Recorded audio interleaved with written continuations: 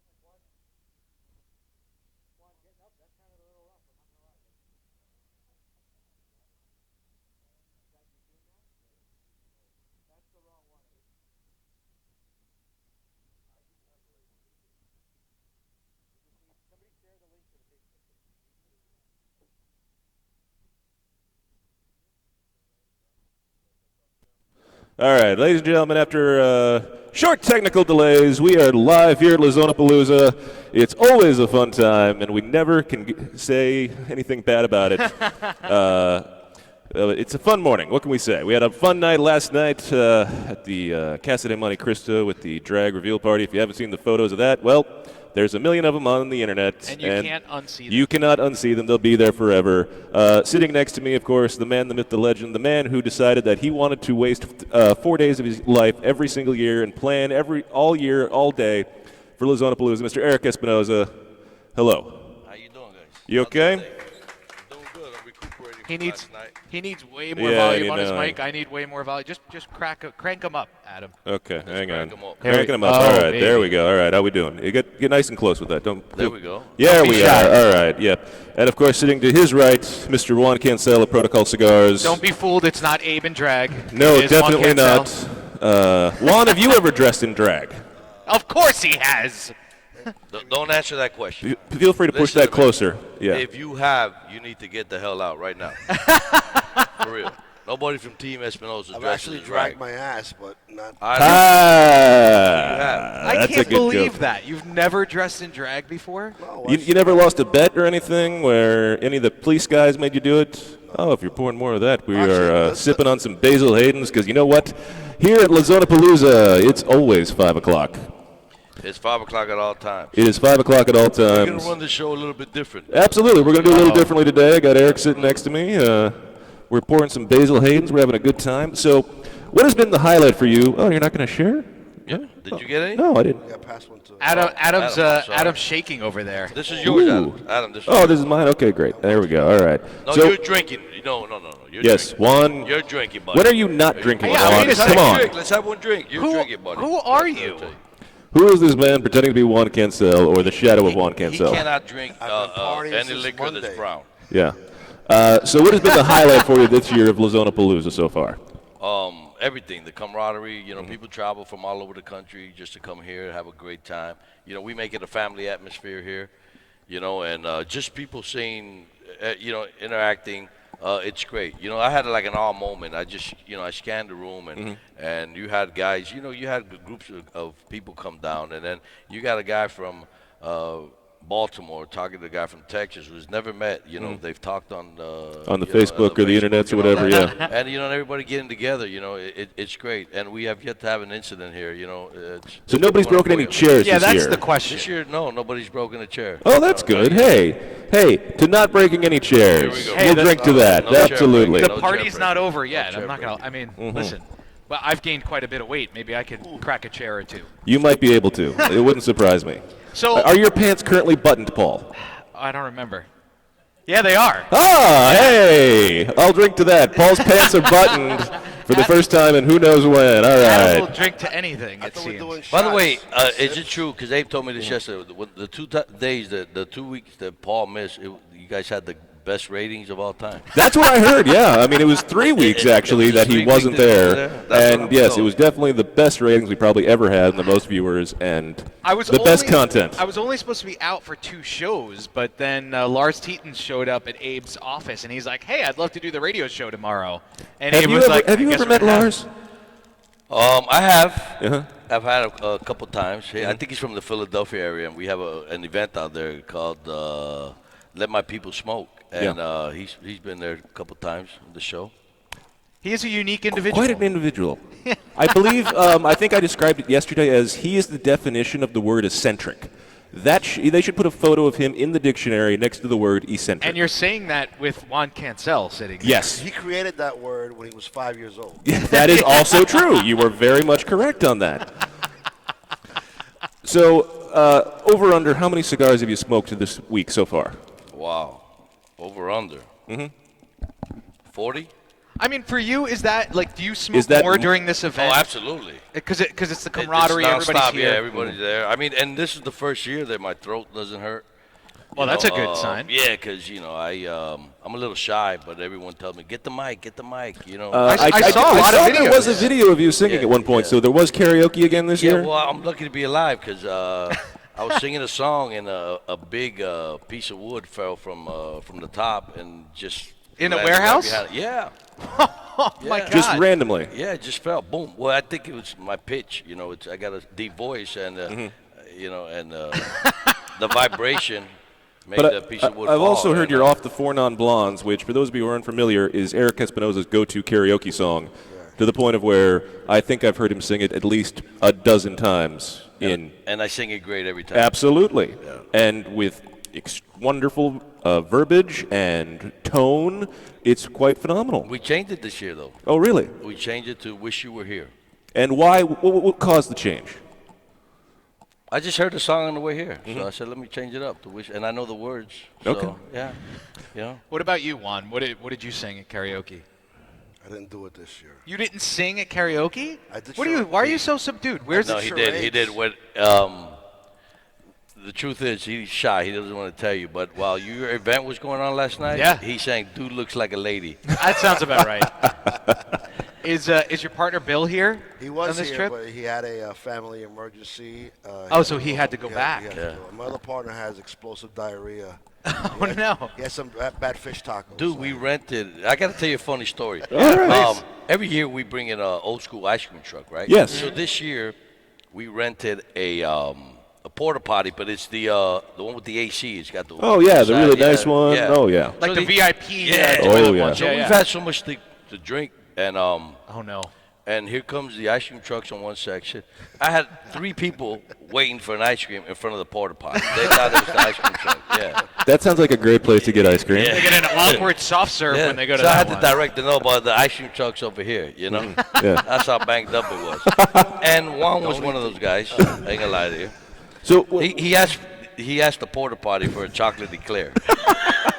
I asked him for yellow snow. Oh man. I'm sure it was happy to deliver that for you. Well, back home, you got to be. This has been a vacation for you, It's right, actually Juan? 20 degrees where I'm from right now. Yeah. It snowed the other day. That's what everybody's saying up on Long Island. My family's on Long Island. They're all flying back down here. They can't take the cold. But you spent some time in the Keys too. You kind of made like a big trip out of this.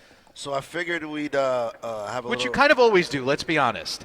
Every time you come down to Florida, you're here for like 3 months. It's true. And then he's like the bachelor, and I don't know. You get divorced and then get back with your wife, I guess, when you get back. Well, she understands it's all part of the business. You know, you have to have a certain look for the people out here because they're at home working, like he said. So at least you have this fat guy in the beach. So it's God. I know. Who doesn't want to see a fat guy at the beach, especially when he looks like Juan Cancel? Yeah, you were posting a lot of selfies. I'm not gonna lie, but you did the perfect selfies where it was like here above the nipple. Yeah, yes. above the nipple. Yeah. Basil Hayden's Dark Rye. If you're not having it at home, then you're missing out. Is Adam the designated driver for wherever Abe is? He's okay. We got AJ. All right, good because we got it. Adam's like 6 Basil Haydens in already, and we're about That's 5 not minutes really a into the Basil show. Hayden. That's a half an ounce. That's nothing. So we can't. This is normal breakfast bourbon. We can't start the show or talk about not talk about what happened last night. You and I were there live. I was intrigued by it. Yes. You're intrigued by a lot of weird things, Paul, and it bothers me. Yesterday, Abe, Nimish Desai from Rocky Patel Cigars, and Steve Saka from Dunbarton Tobacco and Trust, they all had the culmination of their bet yesterday, and all three of them showed up in drag to the Casa de Monte Cristo in Boynton Beach. With full makeup and earrings and everything, it was quite entertaining. They even got their toes done. They did. It was actually really disgusting. Yeah. They were. Yeah. Abe still has polish on his toes. I hope you're wearing closed-toed shoes currently. Juan, were you guys watching from here, or was the party over? At the exact time, Dojo was doing their live thing too. Oh, okay. We were all trying to see it. And I took over the show, the Dojo fan, the Dojo, and Yeah. I was dressed like a man, like an alpha dog that I am. and if anybody out there ever sees me dressed in drags, please shoot me, take me out of my misery. That's not a bet I will ever do. I don't ever want to look like a bitch. But kudos to these guys, man. Hey, I agree. Never say never, because you don't know. Kudos to these guys, you know. If you ask me which one I would bang, neither one of them. Wait. I also heard, I think Hector told me that when the guys came out, a game of Fuck, Marry, Kill came about. Yeah. It was actually pretty excellent. I was not part of it. You were not part of that. Who won, though? Who won the Fuck, Marry, Kill? I wasn't there. Oh. I answered the question. Yes. Go ahead, answer the question. Oh, yes. F, Marry, Kill, Steve Saka, Nimish, or Abe. All right, you ready? No. So Go ahead. I'm going to give you Fuck, Marry, Kill, and the reason. Yeah, Right? go ahead. I'm very intrigued. All right. I'd kill Saka because he's a pain in the ass. I love him, but he's a pain in the ass. Okay. All right. I'd fuck Nimish because he was the best looking one. And believe me, I use the word best very loosely. And I'd marry Abe because he's the richest one out of all of them. You'd live a good life. He didn't like that too much. He'd be a kept man. I heard he was the key choice on the Mary. Everybody, hands down, wanted to marry Abe. Everybody killed Saka. Hands down? Yeah. And everybody killed Saka? Yeah. Is that true out there? Yeah, Wait, by the way, we have a giant crew here, so let's turn the camera around so we can see. Oh, yes. Everybody's here live at Zona Palooza, having a great time. Say hi to the world out there, right here on KMA We Talk finally Radio. got on. Yes. We finally got online, but there's a great crew here. I think is it more than last year, Eric? It is, yes. A lot more people here. Yeah. So what do you attribute to that? Is it just because the company's growing and you're getting out there more? Do you have Espinosa Elite people here? Is that part of it as well? We have combination people from everywhere. I mean, listen, we do it at the warehouse because we can't find another venue. It's hard to get a venue close by. Yeah. And you guys have no idea what it is. I mean, Abe knows how it is to put something like this together. So we got to keep it to a minimal. So, if you have 150 people, what's another 25? But it's getting bigger and bigger. And I'm a little nervous today because we move it to a botanical garden, but it's outside. But once you have it, hasn't rained in a month, and today they got 50% chance rain. You know what I mean? Right. Yeah. So are you? That's for what you do. Tonight's the final night, Yeah, like tonight's dinner. Tonight's the final gala. night. Tonight's the like gala. the gala. So does everybody get Did all you add dressed anything? up? Did you add anything new to the gala this year that you haven't had in previous years? Yeah, a lot of rain. Well, okay, yeah, that's a pretty good one. Yeah. That's great. We got a lot of rain. No, I mean we got a couple festivities, but I'm again, we got to make a decision. Well, you're telling me good? things. Okay. All right. Want to do that? Adam, do that. Adam just do needs that. to give us some more. I'm just putting the gain up. There we more go. How's volume. that? Better? Okay, we're good? All right. Whatever actual volume you can give us. Oh, there you go. There I am. Yeah, Yes. Now we can hear ourselves. Being in Correct. Hialeah, you don't have a lot of choices as far as food goes. You have pork, you have pig, and lechon. Those are the three foods. And you have those pastries that you always bring, though. Those Cuban pastries, no? Yeah, that's in the morning though. Is that here in Hialeah? That's in Hialeah. No, you get that all over Miami. They're not keto. Right. though. Okay. They're not keto though. Yeah. Haven't had one. Wait a second. Come on, man. We had this discussion. Move that bottle of Basil Hayden's in front of you, Juan, because I can't see you. Not that one, the other one. Juan, Yeah. Yeah, let's make that bet right now. I would love. Get one in a drag. I can't imagine. Why does he need to shave his head? Oh, to lose 15 pounds? Yeah. This has been the biggest talked about thing at Zona Palooza to me. Like everybody talking about me shaving getting rid of the hair.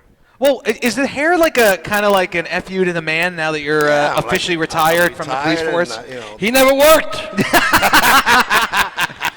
Listen, I can say this now because I mean, if I say something negative, are they going to cancel I your have my pension. your pension? You You're can't good, get out, you're right? good. Okay. So we're doing an event close to where he lives, and always like Juan, hey, let's take a shot. Let's take a shot. No, Juan, I don't want a shot. Let's take a shot. So okay, we take a shot. 10 minutes later, Eric, let's do another shot. Juan, I don't. Let's do a shot. Okay, we take a shot. Juan, aren't you on duty? Listen, 7 shots later, gives me a hug and a kiss, and it tells me, okay, I gotta go to work. And he's a cop. And I had an hour drive to work. Well, you were a Port Authority police officer, right? Yes. So were you God in a help different us. area all the time, or were you stationed in a specific? So Yeah, he would punch in and rent the Holiday Inn and sleep and then come back and then Like punch out. you didn't That's like not hang far from out. the truth. You didn't hang out at the actual Port Authority though. You were like bridge and tunnel, and Yes, like somebody they're- gets stuck on the bridge, you got to help them. They're a bi-state agency, and they have many facilities. But I was basically at the PAF train for 14 years. At Newark Airport, correct? No, PAF trains. But I've you've been in worked at Newark. Newark Airport. Oh. We were lost in the Newark Airport for 45 minutes, and Juan was driving. Oh no. And that's where the he place- works. And that's where he works. That is a true story. That's a true story. Please tell me how this originated and how I did that always He's start? say- taking me back to the hotel. Yeah. And he puts it in the Waze. And the Waze tells him, that you had 3 lanes, and Waze tells him all the way to the right, and we're talking, and he takes the left. And that took you to Newark Airport. Okay? In fairness to him, there was a lot of construction Thank going you. on. I was Okay. actually to say So that. now he goes- as there always is there. Now he goes into the parking lot. He gets a ticket. Okay? He Now gets we're- a ticket in the parking lot. no. Oh no, a parking ticket. oh, Okay, yeah. Parking Good ticket. day, yeah. I was gonna say, that's just bad lost. police etiquette. We're lost for like 25 minutes In the parking lot. in the parking lot to get out. In a parking lot. Now, when we finally made it out, okay, in fairness to him, there was a lot of construction going on. When we In finally, the parking lot, there Yes. was even construction. Yes. All over Newark Airport. When we It's a disaster. finally make it out, It's a disaster. he gives the lady the parking ticket. Please tell me it's $5. And he said, listen, I just came here, and I got a little lost. And the lady looks at the ticket and says, you were lost for 25 minutes? And we were lost for 25 Don't they give you minutes. like the first hour free? No, not Newark. First Not 5 minutes. Newark. There's nothing free there. Yeah. Oh. 5 minutes. I was gonna say, even in Palm Beach County and Fort Lauderdale, you get the first hour free in the. Adam, I don't think you have much experience with the city of Newark. It's No. it's a different place. Beautiful airport though. Actually, the airport's gorgeous. It's but ugly, bro. What the hell are you talking about? It's a beautiful airport. compared to some of the crappy haven't been airports there. out In that there. area, the best airport's definitely JFK. As far it's more modern. Newark actually looks like you're in the 70s. It's I terrible. kind of like it. You like that 70s look? Yeah, I don't mind it. Speaking of 70s look, here's Coop. Hey, Coop, what's up, What pal? are you doing? The best guy right there. I love him. This is your fault. You keep feeding me these Basil Haydens. I haven't fed you anything, bro. You're doing it yourself. Yeah, I'll tell you what. He started now. Like as I'm watching him, he said no to the first drink. Now he just keeps I'm taking on them like my now. fifth, and every time I put it down, I look, and there's more in there. I know, and you keep using all the cups. We're gonna run out of cups if you don't No, keep we're gonna get using some the cups. cup. We'll get plenty of cups. We got plenty of cups. Anybody It was can- like- anybody He can- needs a different cup every time. It was He's like classing Abe it up. with the, Pretty much, yeah. Oh, you weren't there. You were on your world wedding tour. Yeah. I have been to a lot of weddings. Yeah. Remember the the old fashioned. No, the Bloody- oh, absolutely. He slid me the glass, and I refilled it. Oh, yeah. Back to him. He said, "What are you doing?" I was like, "Well, you slide me an empty glass." I Was blew it- it up. That was This fun. is what we do. That was fun. Was this when Abe was on his supposed diet He was on his diet. and he was drinking Bloody Marys? Oh no, we were drinking the great people over at Iron Smoke, who were also there last night. They were there last night. Yes, we were out drinking the maple bacon Bloody Marys, which guys I'm not gotta a big try Bloody that. Mary Oh. fan, but if you've never had it, You oh mix it baby. with that maple bacon thing. I was drinking a little bit of the maple bacon, and actually Steve Saka tried it. He came over and he said, "Do you know these guys? Can you get me some tastings?" I was like, "Yeah, man, calm down." And he sat down. He kind of went through all of their products, but he loved the maple bacon, and he said he likes sweeter bourbons. I no, guess. Steve Saka like bacon. The story continues on that. So we get out of the show and Well, you get out of the parking lot. Get out of the show. Get out of the parking lot. After we're trying to 25 find- minutes, yeah. No. I'm going back to the So, day we did the to KMA the airport. Oh no, the the KMA. KMA. Oh yeah, the KMA. Oh, Yeah, okay. we got banged up there. So we leave. I'm following Abe. We're trying to get a Italian market to buy food. So the Italian market is about 25 miles north. Yeah. Okay, so now we got to go to Abe's house. So we're driving, and about 15 minutes into the drive, Abe pulls into a residential area. I'm like, wow, that's great, but I thought he lived a lot further than this. So he pulls the security guy, I don't know what he tells the security guy, and the guy waved us in, whatever. We go around, and we leave the residential area, and we make a left, and we start traveling. So Juan calls him. He tells, hey, did you move? He was banged up. He thought it looked similar to his house, and he pulled in the reservoir, which was 35 miles away. Yeah, I was going to say, it's not that close. That's the truth. Yeah, you made a left into a residential area, buddy. Wait, so he went to... He's not on the show. He can't defend himself. Today he's not on the show. He went to his own house. He went to the wrong house. No. He lived about 35 miles away from the Italian market. Right. 10 minutes into the drive, once we leave the Italian market, we're in the light. He makes a left into a residential area. Got a security guard, whatever. I don't know what he told us. A gated community. I guess a gated community. Okay. So he goes in, makes a U-turn, and comes out, and we're following him. We come out, and he's banged up. He really was. Oh my God. So we call him and tell him, hey, did you move? And of course he says, fuck you. we still got a 45-minute drive. I didn't know what that was all about, but No, I did. That was great. You ate the whole bowl, It was bro. rocks and sauce, right? Rocks and sauce. I saw Abe was posting pictures of you cooking at his house, and I was like, what are we missing here? The steaks were phenomenal, though. I was not invited. I probably had a wedding to go to. Yeah, you was on your world wedding tour. I may have been at that time. Probably, So yeah. what did you make? You made penne alla vodka and Penne what alla else? vodka. I made some steaks. Filet mignon. Some filet mignon steaks. Ooh. And he's complaining? With garlic, thyme, and butter. And then I made some, had some prosciutto, had some burrata cheese. Ooh. Yeah. Now, I a missed lot of out. people don't know that you are someone who really enjoys cooking. Like, you have posted photos online of you with, like, these massive spreads, and, like, you love to entertain, to cook. Where does that love for cooking come from for you? With my travels, I travel a lot. I travel the whole country, and every region you go to, they specialize in a different foods. So I love Italian food. So and most of the times I go with the owner of the shop to a restaurant, and they know the owner, so they take me in the back, and if I had a special dish, they tell me how to cook it. They give me the recipes and all that. So that's where that comes from. Can you tell the story how you got that recipe for the pasta? Oh yeah. So If you have not heard, this is a phenomenal story. That Yes. is awesome. yeah. So Little background on this. Abe and I and a couple other guys used to go to a place called Filomena's in Pompano. And I'm telling you, this is the greatest penne alla vodka I ever had in my life. And she closed down the shop. She got older, and she closed down the restaurant. So And now, this is a place where you walk in, and every single table, there's 6 tables, and everyone has a reserve sign. Reserve, yeah. If she don't know you're not going to eat there. No.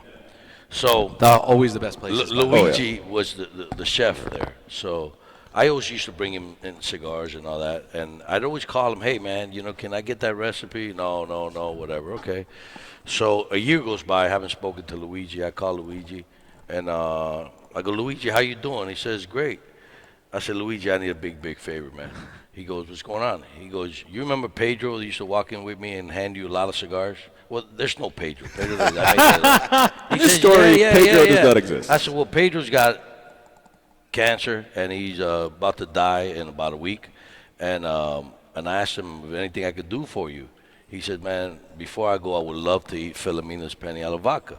So, Luigi, you have 2 choices. Either you come to my house and cook for Pedro, or you give me the recipe. He said, he stalls a little bit, he says, all right, I'll give you the recipe. So that's how we got the recipe. And I hate to use somebody who was dying, but I don't know Pedro, so it's okay. In this story, hopefully Pedro's okay. Yeah. Pedro has made a full recovery in this story, if we have to gather, yes. After eating the penne alla vodka, he made it. Absolutely. Penne alla vodka, it cures what ails you. My grandmother would tell you that. Absolutely. Italian cooking heals all. Uh-huh. Very much so. Much like gin. Gin cures all. If you're feeling sick, gin. And so does this Beta's a hate, and I feel better already. Absolutely. Were you having a rough morning? I've had a rough week, we'll put it that way. Well, I mean, from like Monday, Yes. you guys were kind of hitting it hard in Key. You started in Key West, right? Started in Key West. And then you stopped in what, Isla Morada? Or I was watching your whole whirlwind tour. I was going to give you some places to stop. This is a long event. You have like 12-hour days. So we were like, let's go to Key West. 12 hours. This is like 15-hour days of this thing. Let's go somewhere and just relax a little bit. and we did not relax. We partied like rock I was going to say to stars. prepare, but You expect to relax. I've never seen you relax, ever. I wasn't relaxing over there. You know? So why did you pick the keys, though? What drew you to? Hold on. Why am I going? Hold on. Just Okay. stop and think what you asked them. What's in the keys? Booze and water. And? Ladies? No. well, sand? in Key West, Keep going. You guys figure it out. That's why he loves the keys. He's having marital issue right now. I mean, if I know 3 beautiful transvestites from last night. If you want me to introduce you, if that's where we're going. I mean, I'm sorry, cross-dressers. Cross-dresser. They don't live that way. They just do it on the weekends. I got to tell you, part of me doesn't want to touch this with a 10-foot pole, and I feel like I should change the topic. He doesn't want to. What? Do you want to jump on the mic here? No, he doesn't want to. He's working the crowd. Abe's just working the crowd. It's like a roast. He's doing his whole thing on the side here. Oh, yeah. He's entertaining everybody over there. It's great. It's phenomenal. So what's new this year, Eric? What's new at Zona Palooza that you haven't done before this year? It's the same shit, bro. No, you get new people, you know. We got the porta potty, you know, for the first time. Yeah, that's new. I know. I'm sure everybody's loving that, right? You don't have to wait in line for the bathroom. Shorter lines to the bathroom. Yeah, right. Absolutely. Can't go wrong there. Did you? We got a bigger AC in the back. The problem, you crank the AC, then it gets smoky. Your eyes start to hurt. You got to open it, then it gets hot again. Right. You know. How about the coffee classes? Oh, the coffee classes. Yeah. Oh, yes. Oh, yeah. Let's talk about the coffee yes. because we had some today. We have this right here. Yes. I'm going to go ahead and use this camera in the front right here, Paul, if you want to put that on there. That's a great segue into the little coffee thing. I know. You got that on there? Oh, yes. This Espinosa coffee. This is new. So what made you decide to get into coffee? I have no idea. My son handled that. I know nothing about it, but it tastes good. Oh. You know? It really does. We had some when we came in here. Was it who was it that gave it to us? My sister. It was your sister. So is she the person in charge of the coffee? She's the Espinosa barista. She's the barista. And that was some When good she's Cuban in a coffee. good mood, she'll get you coffee. Oh, she will? Okay. Yeah. You got to leave her a tip. If you don't leave her a tip, you're not getting the coffee. Oh, crap. But if Hold you on. piss her off, the Hold coffee on. tastes Somebody. Take care of that. I'll take care of that. Once the show's over, I'll make sure I hit her a 5-spot or something. What No, is you it? don't have to do that there. Okay. What is it about Cuban coffee that people love? Well, I love the sugar in it. Yeah. 1,000%. No, because we're Cubans know how to eat and know how to drink. You know, you go to, I don't give a shit, you go to Starbucks and it's burnt coffee. I agree. And the reason, listen, if you have to put cream and sugar in the coffee, it's because it's not good. Okay. It's the truth. No, that's good. You drink it however you want. I drink it black. You know, if the coffee's good, it's real strong. So all you need is a shot, though. You know, but you know, there's a lot of people that, you know, just drink like a full coffee cup of that espresso. It's an espresso, sort of like. It's not an American coffee. And with one little shot, you're good to go for 3-4 hours. But, you know, but it tastes good. It's strong. It's good. It's really good. And you can taste the coffee, not like the vanilla, chocolate, mocha, latte, whatever. You know what I mean?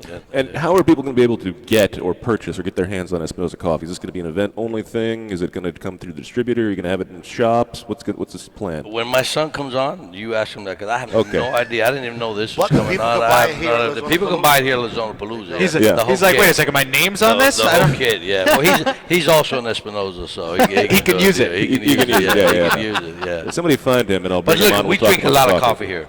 I can imagine that you drink a lot of coffee. Yeah, we you know, everyone that comes in expects a coffee. You know, I have like 3 guys that don't drink coffee, and they only drink coffee when they're here. Oh, really? Yeah, everybody comes in. The first thing we give them coffee. You know, sometimes my sister gives it to them. She's sometimes in a good mood, sometimes she's in a bad mood. You know, I like to piss her off because when I piss her off, she makes it better. Oh, really? Angry coffee is better? I did say that. When Angry she's pissed coffee. off, she makes it She's better. pissed off, she makes it a lot better. She puts less sugar. Good thing she was mad at me when we got here. Yeah. Yeah, so that's probably why the coffee was so good. I did. Well, we originally had planned to be here at 8 because Adam and I thought we needed a little bit of time to set up. So we figured 8 to 8:30. We did. We needed a lot more time. If you hide her bird, she gets real pissed off. You can ask Jack about that later. She's mad. Well, I texted Jack and Junior last night at like 7 o'clock and told him Abe said we're going to be there around 9. I think we got here at like 9:30, 9:45. We rolled in at 9:20 on the number. He said 10:30. I said that. 9:20. Yeah. It was a long night. Yeah. Long day for everybody last night. I'm sure.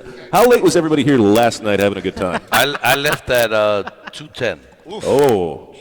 Left at 2:10. We were outside talking and drinking, and you got to take shots. And I don't know if I should say this, but we're good friends with everybody here. And then cops, patrolling. So they hanged out and drank the Diet Coke with us and smoked a cigar, and it was cool. We were just talking about stories because there's a lot of cops here from New York. Fake cops, Port Authority guys. Right. So Juan was bonding with his brothers. Bonding. So they were hanging out, smoking cigars. It was great. It was a wonderful time. So what's the best story you've heard this week that you can tell on the air? The best story? Mm-hmm. I mean, I think I already said it. The three guys waiting in front of the porta potty. Yeah, that was pretty phenomenal. Yes. Yeah. Yes. There was a guy. It's not funny. It's sort of a sad story, but we got a guy here. Don Smith. He came from Texas, and he's like the biggest social media guy, and he left his phone in the Uber car. He left his phone in an Uber. So he has yet to post a picture. Well, I saw a couple of pictures of him because he came the first night with a picture of Jack's face all over his shirt. Yes. I mean, listen. That could be a new style, but it was like 1,000 Jack Tarano heads all over his button-down shirt. That's dedication, I have to say. That's dedication Jack to the Tarano's cause. head all over you. So I ran a contest, and I offered $1,000 cash. Wow. $1,000 cash, and we put a lot of names, everyone's name in a bowl, and whoever name I picked out, all they have to do is post from their phone one picture. Okay. And they get the $1,000. Yeah. And I picked Don Smith. And he didn't have his phone the whole time. He didn't have his phone the whole time. So I kept the $1,000, of course. Mama didn't raise no fool, bro. Hey, that's one easy way to not have to pay $1,000. I hope he doesn't find his car. I hope that the Uber guy doesn't bring it back. So how long has it been? It's been a couple of days. He hasn't had his phone. He hasn't had his phone. Oh man, you got to use that Find My iPhone stuff. He doesn't know his. It's a flip phone. No. Oh my. It's a jitterbug. Oh man, it's rare on KMA Talk Radio to get a jitterbug reference. Some of our audience might, get the reference. For those of you that need bigger buttons on your phone, get the jitterbug. Advertised in Parade magazine.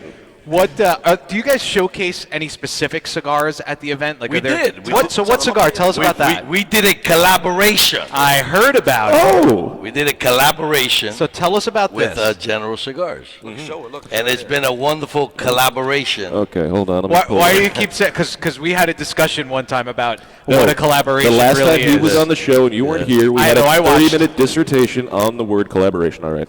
Yeah. Let's go ahead and post this. This is the new. It's War Zone. Yes. Where did the name War Zone come from? It was, since it was La Zona, the Zona means zone, and we had the trademark for Warhead, so we did a combination of both names, We did a collaboration with War and with Zone. And you've got on here the 10 Years War, 1868, 1878. Yes. And what is that in reference to? When you get Hector's...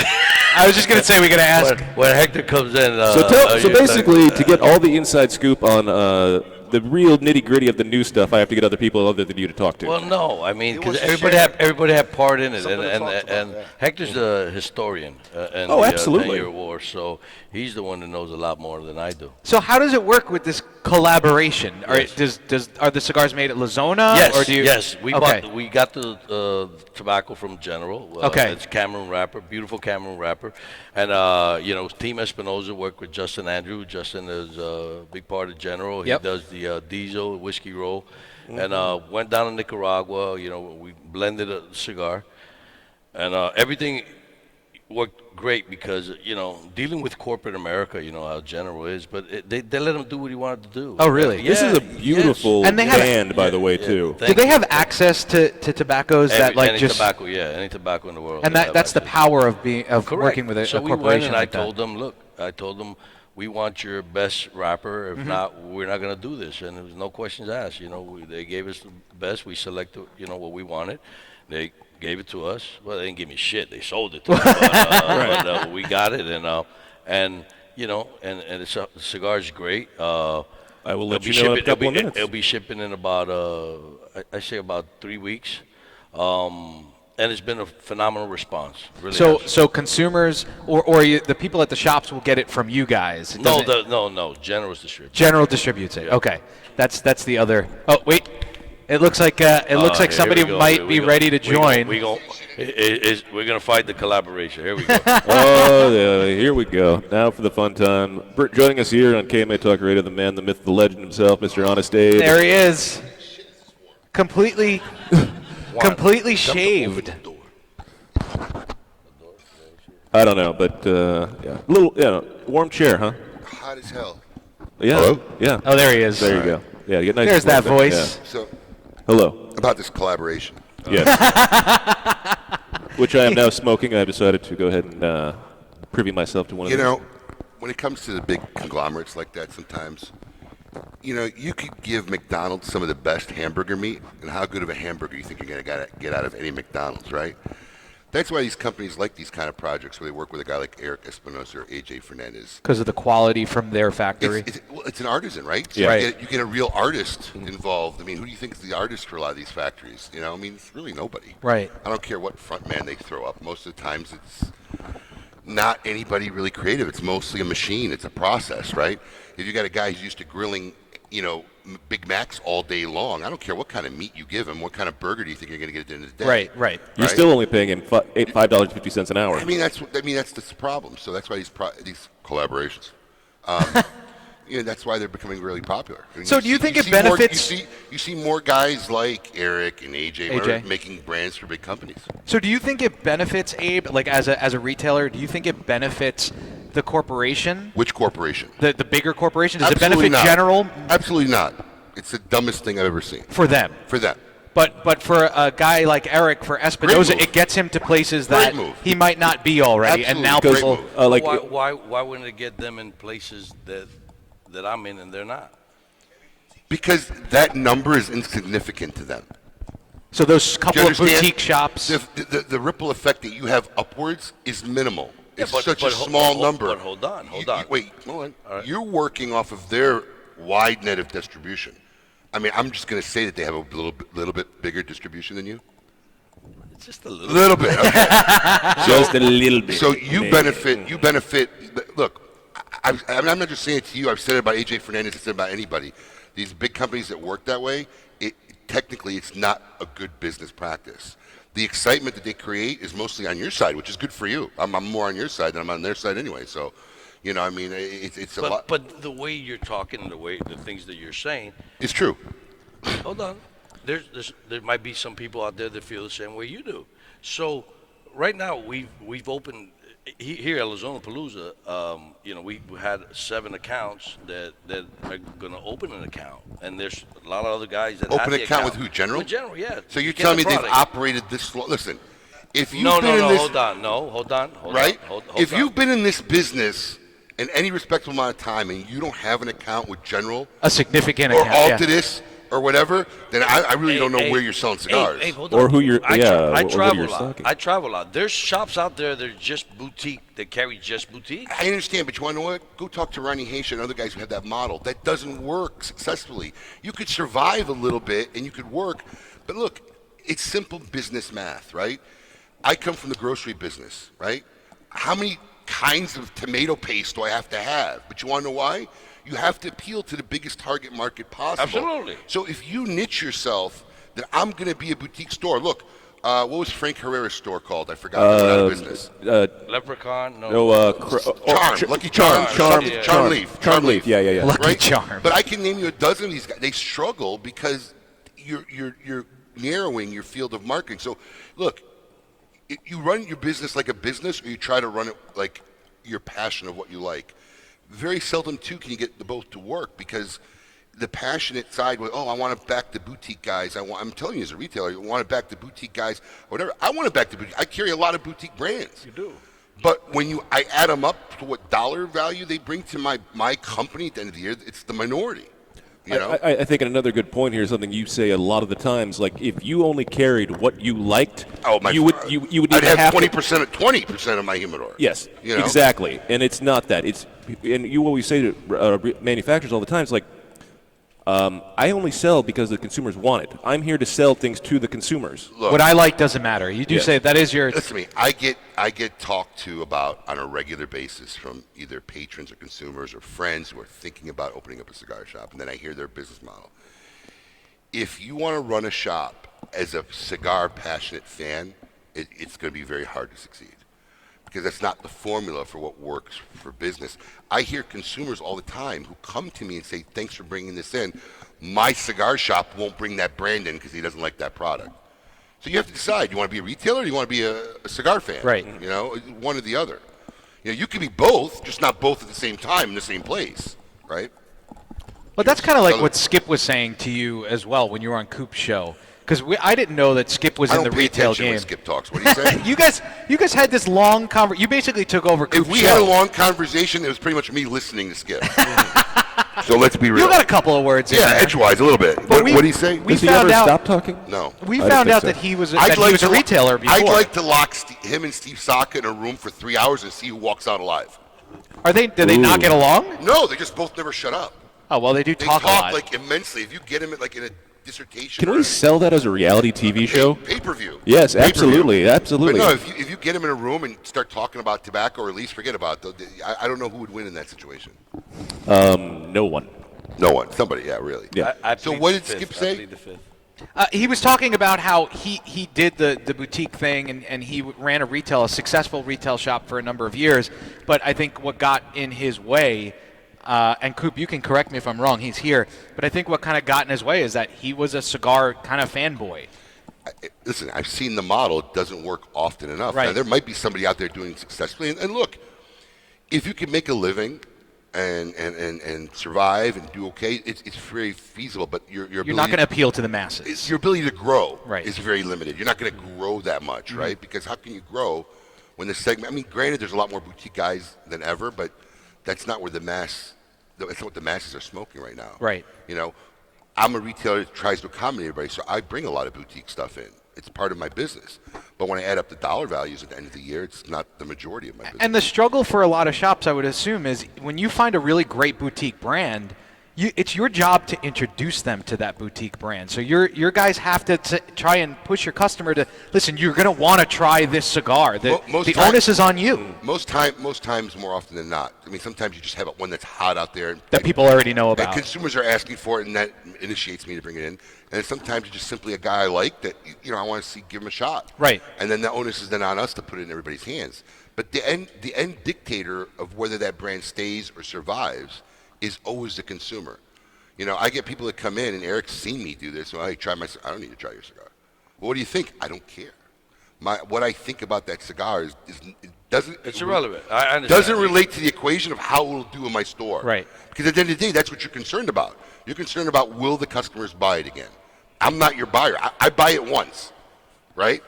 I buy it once. If the masses don't buy it, that's the I'm first, done. That's the first and last time I buy it. Right. So, and a lot of these manufacturers don't understand that, especially the new guys when they're coming in to try to sell me or tell me about their brand. It's irrelevant. I'm not trying to be rude, but I could love the cigar. It doesn't mean it's going to do well. There's an onus on you, especially as a new company. And I've had this talk. I was talking actually with Nimish about it when he was sober yesterday. When was that? Like for 30 minutes when he arrived at my house. Yeah, we heard he started early. Oh my gosh. He didn't eat 1 ounce of food from 2. I was with him from 2 in the afternoon till 10 o'clock at night. I didn't see him consume. I had a spread when these guys showed up. Yeah. I didn't see him consume 1 ounce of food. Did he get his nails done with you and Saka? No, my wife painted his nails, and I think my daughter did his toes. Okay. Yeah. Because you guys actually went to the store, to the nail salon. I did. And Steve just got a mani-pedi. I did. Okay. And that was a whole nightmare because I got the wrong type of nails. Gel? Did you get gel? No, gel comes off like in 30, 40 minutes. With the right stuff. Yeah, they gave me the wrong stuff that my wife had to grind off my nails till 4 in the morning. I think you should have just left it. Yeah, I bet you would. Weirdo. I'm telling you, this dude is weird. They were saying whether I would invite him to my house, and then I said, well, Probably not, because he's the guy that'll go through my medicine cabinet, open up my drawers. He wants to see what you got in there. He He's a put my weirdo wife's like that. bra on. I would never put your wife's bra on. So would. I might hold it. See? Weird. This is a weird dude. All right, so let's get back to what we're talking about. What are we talking Eric's about? terrified. That's what I would like to know. No, not there. All right. Okay. So let's do this, because you're right. The bottom line is numbers, okay? So Well, if you want to pay people and keep your doors open, yeah. Correct. And I've always gave you kudos for that, because if you want a $2 cigar, you can get it at your shop, or if you want the Cohiba $100 or whatever, you have a variety there. There's something for everybody, Right, for sure. but That's my job. That's Yeah. your job, is numbers. So, Appeal to the consumer. It's all right, not that hard. So I'll make a deal with you. Oh, boy. All right. Here we go. The last time I did this, I dressed in drag. I know. No. So Let's we're not gonna do do that this, because again. I know you're gonna buy some of them. Okay. So we're gonna do an event. Okay. And 50 boxes. That's all I want. 50 boxes. You order, and we guarantee that you're gonna sell them all that day. If not, I'll buy them back myself. At Wow. Full retail. At full I retail. know, but why would You're you? making money. It's all I know, about money. I know, but why would you think you couldn't sell 50 boxes? I know we could, That's not hard. but you're gonna make the money. It's business. We're doing business right now. I understand it, but I don't know what you're trying to achieve. That's not hard. No, because what I'm trying to achieve here is I want to prove to you that I want to make money with you. I want you to make money. Okay. Here, the bottom line is, Abe, you never know what can come out of here. You're not missing my point. What part did you think I would say no? I know you'll never say no. Okay, I thought you were trying to sell me on No, something no, I wouldn't no. want to do. I know you're never. I don't understand the line of No, question. it did sound like there was a sale in there. Right? but yeah. Like he was trying to make me do something I wouldn't normally Yeah. do. You It's like, normally am I do. missing this? No, because here's the bottom line. Because you said, we're talking about the boutique and we're talking about, a general at the same time. But the bottom line is, for me, it benefits me a little bit You're more. talking about the general cigar. Yes. Okay, but Yeah. you know I'd bring it in anyway. I know you are, but here's. Hold on. I got a rebuttal or something that you said. I'm waiting for the rebuttal. It's going to benefit both companies. Okay, it will. Okay. I didn't, Well, aren't there bring- 3 companies I involved in didn't this? say it wouldn't. Oh, okay. No, I thought you said. No, I would didn't just say it wouldn't, but I benefit said the- no. See? I thought you Don't said it listen. only benefit me. Did I say only benefit? Yeah. Yes, you did. Oh, you said mostly. Okay. Mostly. You get the majority of the benefit. Okay. Yeah. Okay. Now, also on a business plan, Right. it's not good for them because I don't want another guy to make my brand famous. Like the whole look, even Altadis now, it doesn't say by AJ Fernandez on their new shit. Some of the stuff that's coming out doesn't say by AJ Fernandez. But neither does mine. I understand, but they were doing it differently, right? Yes. So it actually looked like it was AJ Fernandez product, AJ Fernandez brand, right? With a famous old name like H. Up and on it. There's two things that I look at business-wise. There's the benefit financially, but there's also the benefit of what's best for the company as a whole as far as branding, marketing, and messaging, right? Branding, marketing, and messaging, I don't see the upside for them. But there is a ripple effect. It's just minimal for them because the amount of exposure you're going to give them is very, very. Look, let me give you. I understand. Let me give you an because example. They sell so when much. I had one retail store, right, and they used to ship me like 25 boxes of Opus X, I was doing naked cartwheels down the street, right? Holy shit! I got rent for the next 3 months. This is great. Oh yeah, I don't even know when the shit comes in now.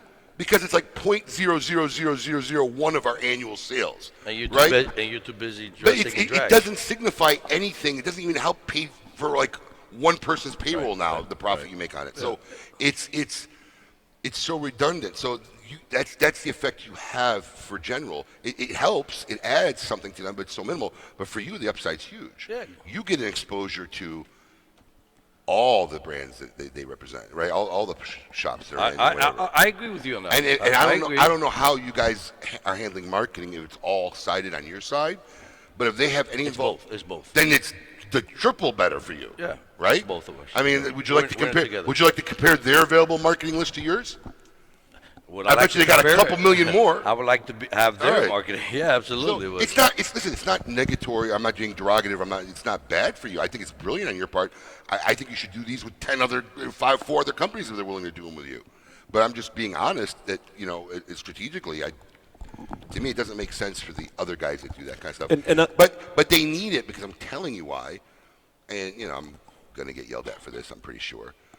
If you smoke a lot of these cigars that come out of these types of factories, I'm just telling you, man, most of them are very, very linear. It's very, very subtle changes because they're mass making stuff, right? The ability to change up, create different stuff. Lou Rothman has been on our show. Not so, one of the, a huge place. They look, if you took all the tobacco we have, we can only make 8 different blends, right? And I don't know how many brands they're making out of that factory. So that's the problem. They don't have that creativity. They don't have that ability to adjust, move. We're going to have dedicated stuff. So for them, it's good because they're going to create something that I think they normally wouldn't create, right? I'm not a big, I'm not a big fan of a lot of the stuff the big companies make. I smoke some of the stuff and I enjoy it, but they're not like my go-to companies. If you're making a brand, I'm going to want to try it because I want to see what you created. General comes out with a new cigar every month, and I don't even know what it is or keep up with it, right? So there's a difference there. But I'm a real fan person when it comes to cigars, right? So I separate that on the business side. But I don't know percentages, but we have a hard time getting to the golfer or I hate to use the word uneducated, the guys that are not around social media and all that. I don't know the percentage. I would say maybe 80% of 20% is guys that really educate themselves through social media one way or another, and then the 80% really don't know that here, try one of the Warzone, buddy. Oh, is this the new one? Yeah, no, this is the Warzone now. And the interesting thing about this is there is no general logos on this at all. It's all Espinosa branded. Yes. And yet they're doing the distribution on this. So you have full That's called a win. Yes. Yeah, it really is. That's called a win. Yeah. That's called a big win. Which also goes back to the whole collaboration argument. Well, if it's all labeled as you and they're doing the distribution. I don't know. The whole thing doesn't make sense to me. But God bless. Good for you. Yes. That's absolutely. my attitude. No, not a bad cigar. But you were talking about bloggers and reaching out, right? Because this is the talk I was had with Nimish yesterday, until he got too obliterated he couldn't talk. And was grabbing people's genitals and making people grab his boobs. A lot of which was weird. the older companies, the Rocky Patels, and even other ones, right, that have been around for over 15, 20 years, right? They haven't adapted to how the consumer now is learning about cigars. They're doing the same marketing, the same advertising, and I'm just going to say it outright here because obviously it's not going to make me popular again. But aficionado doesn't have half the weight it used to, right? That was like the driving force back in the day, and they're still spending hundreds of thousands of dollars in ads in it because that's just what they do. Meanwhile, if you look at Rocky or Padron or their social media presence is horrific, right? They're paying some guy that makes a post that shows a picture of a cigar and there's no interaction. And that's where guys like you and Skip and Steve, because my business is up for the year, right? And Nimish was talking to me, he's like, he's down with me for the year. And it's never a good sign when a company you're doing business with is down with you, but your business is up. Right. But guys like Skip and Steve and you and all these guys are eating into their market share because you're connecting with the people, right? That's how you're getting the golfer or whatever, or you do stuff like my Cigar of the Month Club, right? There was a lot of people who, when we sent out the MTZ, you worked with me, and that was a great stick to send out for a $30 Cigar of the Month Club. And a lot of people said, wow, I never heard this brand, whatever. So that's the stuff that works. Of course. Right? The times are changing. The industry's changing. It's not, the times are different. The industry isn't changing as much as the consumers. And the culture of the consumers has changed dramatically in the last 10 to 15 years. I was working with guys like Brian. I was one of the first guys, I think, that maybe contacted Eric. When I saw his site, I reached out to him. And when I looked at his site, I'm like, oh, this guy had been doing this for 5 years. He was like 2 months old when I reached out to him. Yesterday, and his car broke down on him. No, that's Brian Glenn. That's Brian Glenn. No, you're talking about the dojo guy. Yeah, I mean, Eric. I like that aspect. I was one of the first retailers I know that worked very strongly with a lot of guys. In fact, we used to have a segment on our show called The Blogger's Corner, where we bought a different blogger every week and then just realized these guys could type. A lot of them can't talk. So, yeah. You have the same problem in the cigar world, too. Yeah, they're all real good typers or writers, but when you got them on the radio, it's like, that segment didn't last too long. But, the consumer culture has changed huge. And a lot of these older companies haven't seen it, haven't acknowledged it, haven't adapted it. The fact that even our own trade show doesn't really acknowledge and where's Coop? He'll enjoy this. Yeah, doesn't really acknowledge that aspect of our industry. I find it completely mind-boggling because they really don't. I find it unbelievable. Even this past year, when they came out and they had the whole announcement, Coop came on our show right before the trade show and literally had a diatribe about how what in the world is the now PCA doing to alienate bloggers and people who are trying to lift up the industry and put information out there and even get the word out to everybody in the world about what's going on and the information. And they're the key, fastest way for anybody to get any information whatsoever. Let them keep thinking that way. I'll just get bigger and bigger a lot faster.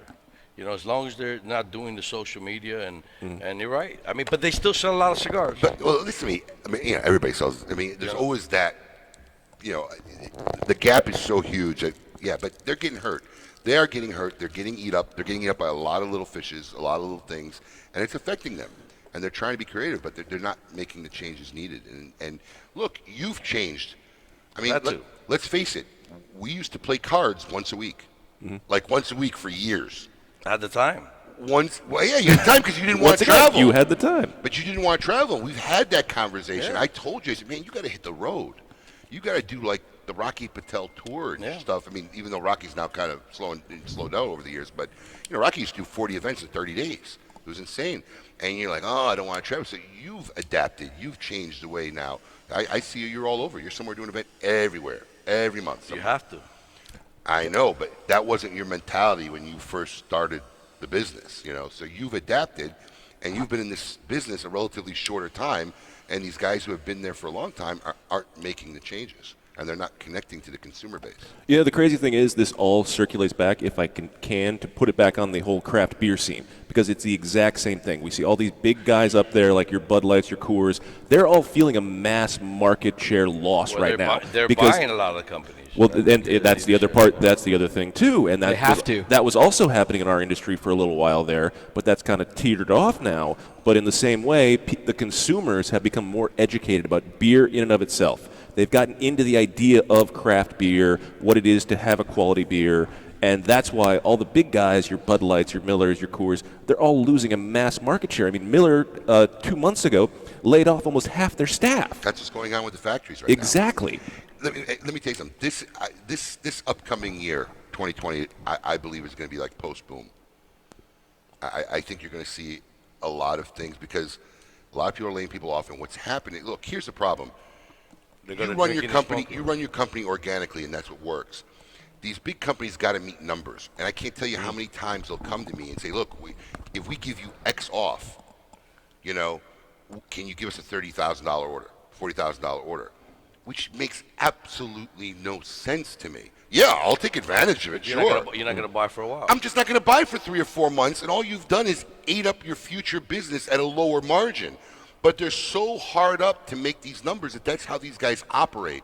And then what happens is nobody needs to order cigars for 6 months.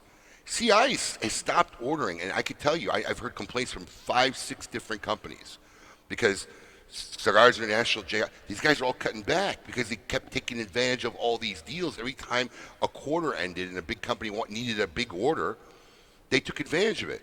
And then guess what happens? What's phase 2 of this plan?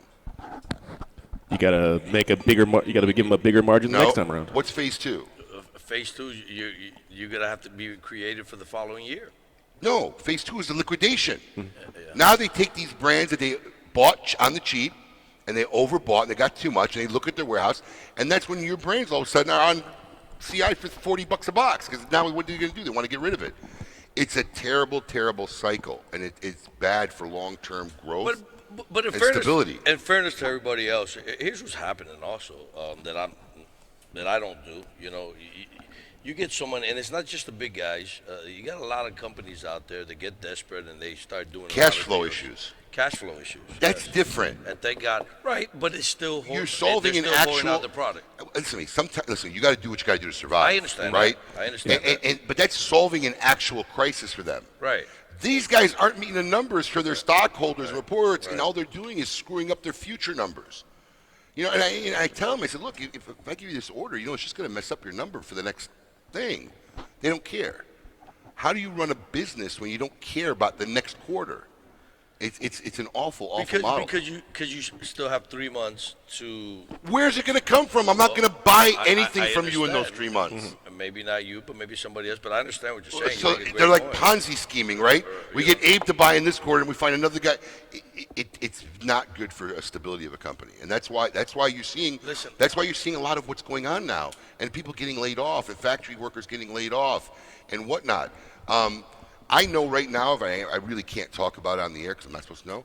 I know 2 companies here stateside that just laid off a bunch of people last week. Here, not in DR. Oh, here. Okay. Here, in the U.S., they laid off a bunch of people last week.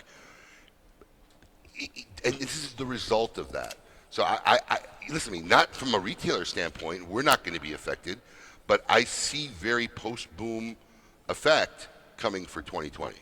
And it doesn't help that with the FDA looming regulation start in Right May now, of 2020. listen, But nobody also really cares about that, but that's also in the back burner. They may care when they lay their head down on the pillow at night. Yes. They may care and they be thinking about it. But nobody's running their business like they care. Right. They're all making brands. They're making microblends. They're making this. They're making that. They're doing whatever they're going to do. Yes. Until somebody tells them you can't do that anymore. Yeah. That's the modus operandi right now in this industry. Very true. Very, very Listen, true. it affected us when this all happened.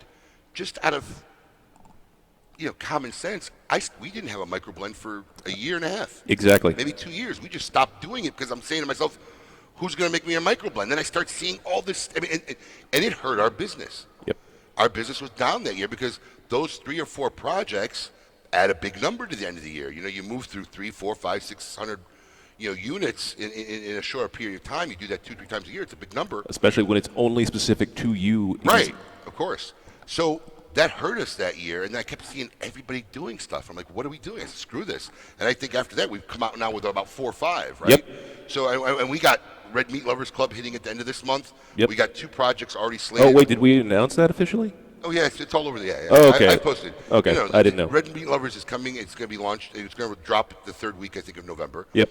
And this then, our MLC too. Make sure you get it while it's hot. yeah, we doubled our production this time. And if you've so- never had it, oh yeah, enjoy it with a good red meat. And the Oh, third, sorry, the I third turned you down. installment because you of left. Anarchy is going to come out in March of next year. Yep. So the Chaos. So we've gotten now very aggressive because we're just going to ride it out until somebody says you can't do it anymore. And you should. I know. Because who knows when it's going to actually affect you? So Listen, I don't think anybody really knows what's going to happen. It's all predictions, and so far, none of it's really been accurate. So I'm just going to go forward until somebody says you can't do it anymore. You good, Adam? All right. And I'm going to Oh, tell yeah. you, whenever they decide, when they figure out what you can't do anymore, I have no idea how they're going to put it in effect, and who's going to enforce it, and how it's going to happen. So. and they don't have an idea. No. Risty was saying that They you know don't. he was posting about that because he did some kind of a class or he went to some event where they were talking where they got to speak to people from the FDA and he specifically said they honestly are not educated on the products, how the products are made. They don't know how they would No. enforce it. No. So it's even when they say they're going to enforce it, it's still going to be a shit show trying to make it happen. So For a long time. Yeah. So you got plenty of time. Hey, it's a great time to be in the cigar industry, isn't it? Absolutely. We're all having a great time here at Zona Palooza. This is KMA Talk Radio broadcasting live. Some of the fans up here? Yeah, bring them up. Absolutely. You pick them. Listen, I'm going to start off with Christy because I know she's a big fan. Come on. Oh, come on up. Christy is a big. Christy Crenshaw. All the way Come from on. Simpsonville. I know that was an Eric Guttermison reference. Okay. He called her Christy Crenshaw on the air last night. Wait, whose headset are we giving away? Or Paul? We're giving it? Oh yeah. Come on. Paul's Come on now. Yeah. Paul's at least. Go stand over there by Paul. Somebody give her a nice chair. Yeah. Holding this. I am holding this while we're trying to figure this out. While we're working on the Wait, fly. does that mean Christy has to drink? Yes. that's Absolutely. good. Yeah, grab it. Oh yeah. Right here. So yeah. No. Just grab fresh. that. Oh yeah. There you go. That's nice. There we go. All right, Christy, come sit right over here. She get a, Here you go. I'll put Have her a up. headset. Get nice and close to that mic. She got to take a shot of that You basil. gotta have a Basil Hayden's Dark Rye as we get going here. All right. Welcome. Wow, with a Get the- mimosa back. Ooh, gotta love the mimosa back. With Who's the serving the mimosa back. Christy, mimosas? are you nervous? No. Nice. Push that a little I've had closer a there. couple mimosas. She didn't have to take. She didn't have to take a Xanax like you the first time you came on our show. Yeah, you remember No, that? apparently not. So welcome. Is this your first time at Zona Palooza? Oh, no, 4 years. Oh, you've been here all 4 Yeah, years. OG. Excellent. Oh, OG. Gotta love the OGs. So let me tell you a little bit. Their shop is in Simpsonville, Kentucky, and they closed their shop down for 4 days to be here. Wow. Yes. Really? He invited all of our employees. And most of the customers. Yeah. Yes. Wow. There's nobody going to be in the shop anyway, so a lot of them are here. So Well, listen. you know. It's nice not to have your phone ringing, Yeah, It is. right? And you know, Christy also sees a lot of dolphins. Abe. Were those real pictures? They were absolutely real pictures. No I'm way. sorry, what- I heard a lot of Uh, people no, calling you out on no, that. No. Were they real? Complete. Oh, yeah, I have video, too. I've lived here for 25 years. I've never seen a dolphin in the water. You need to get out more. I saw a shark one time 18 That's years probably ago. 100% true. Now, I'm going to tell you I have a lot of respect for Christy, right? Because you know me as a retailer for a long time.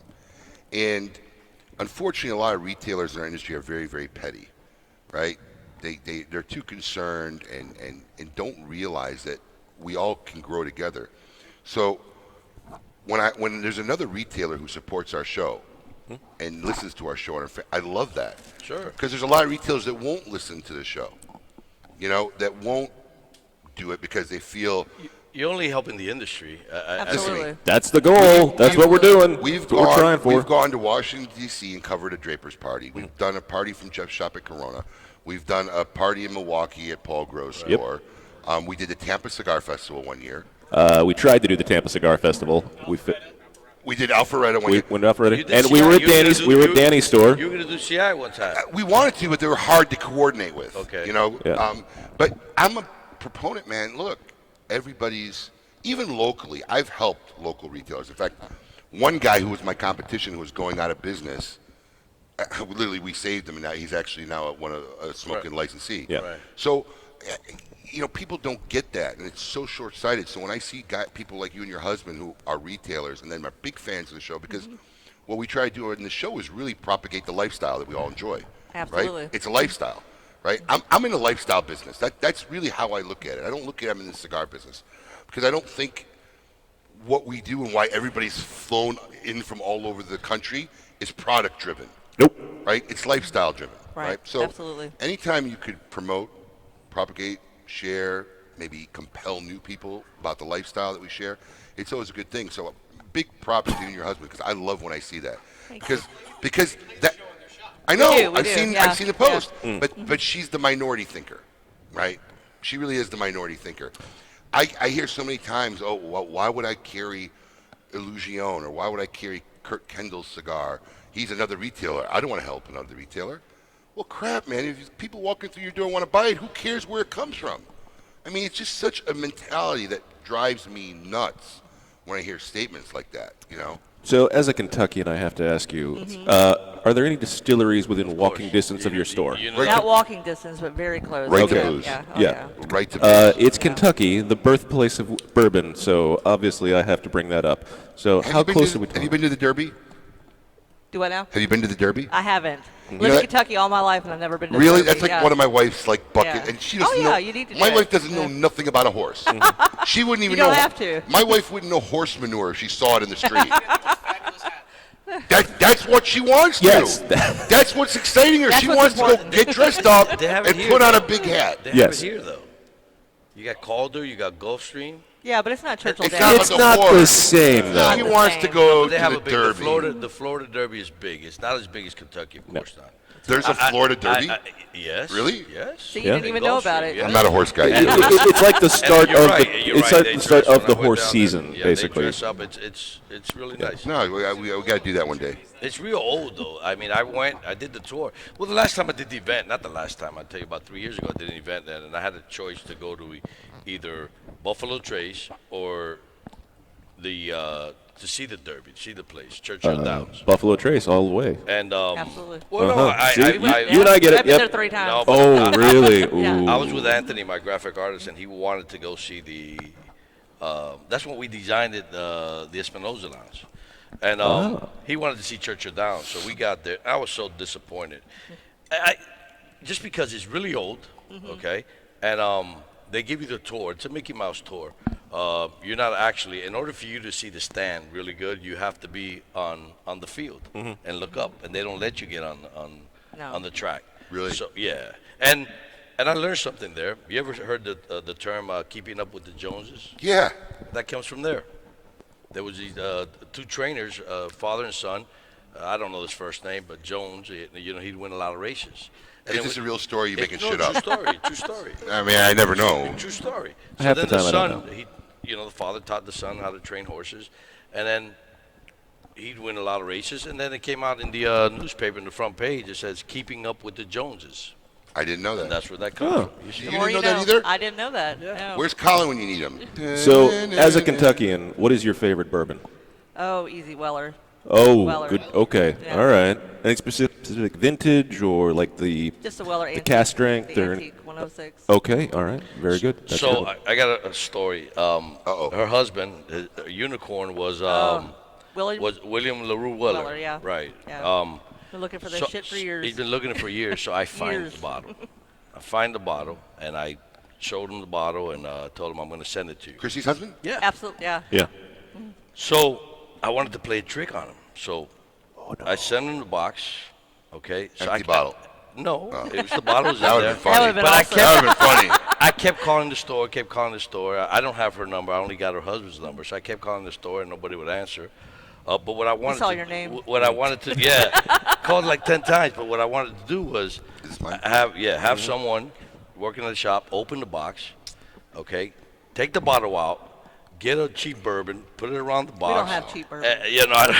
I'd like to hope Sorry. not. We're not, He we're meant a not more common expensive. bourbon. He meant a We're more not common expensive. okay, bourbon. okay. Go Yeah, break a stick some bottle. Jim Beam or something Break in a there. bottle, Probably. Yeah. and, See, you know and throw exactly some what of I'm the talking glass in the box.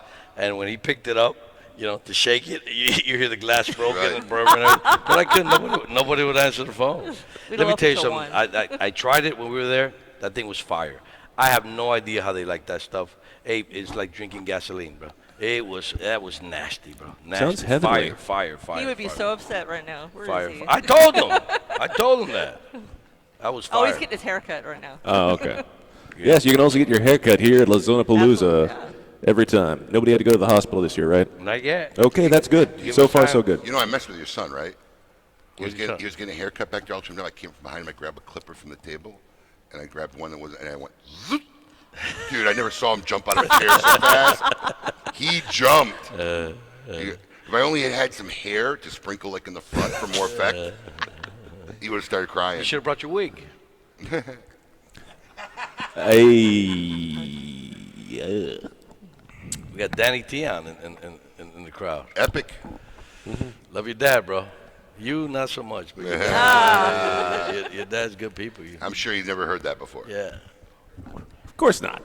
Are we not taking breaks for any reason? We don't have commercials. Okay, well that's a good reason not to take breaks. Yeah. Nice. So thank you, Christy.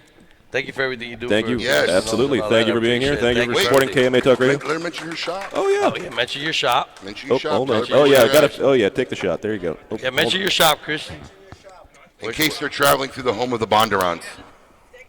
No, you need. In the mic, girl. In the What the- mic. Executive Cigar in Simpsonville, Kentucky. There you There go. we go. All right. Very nice. Thank you. Yeah. All right. And who else you want to bring in now, Eric?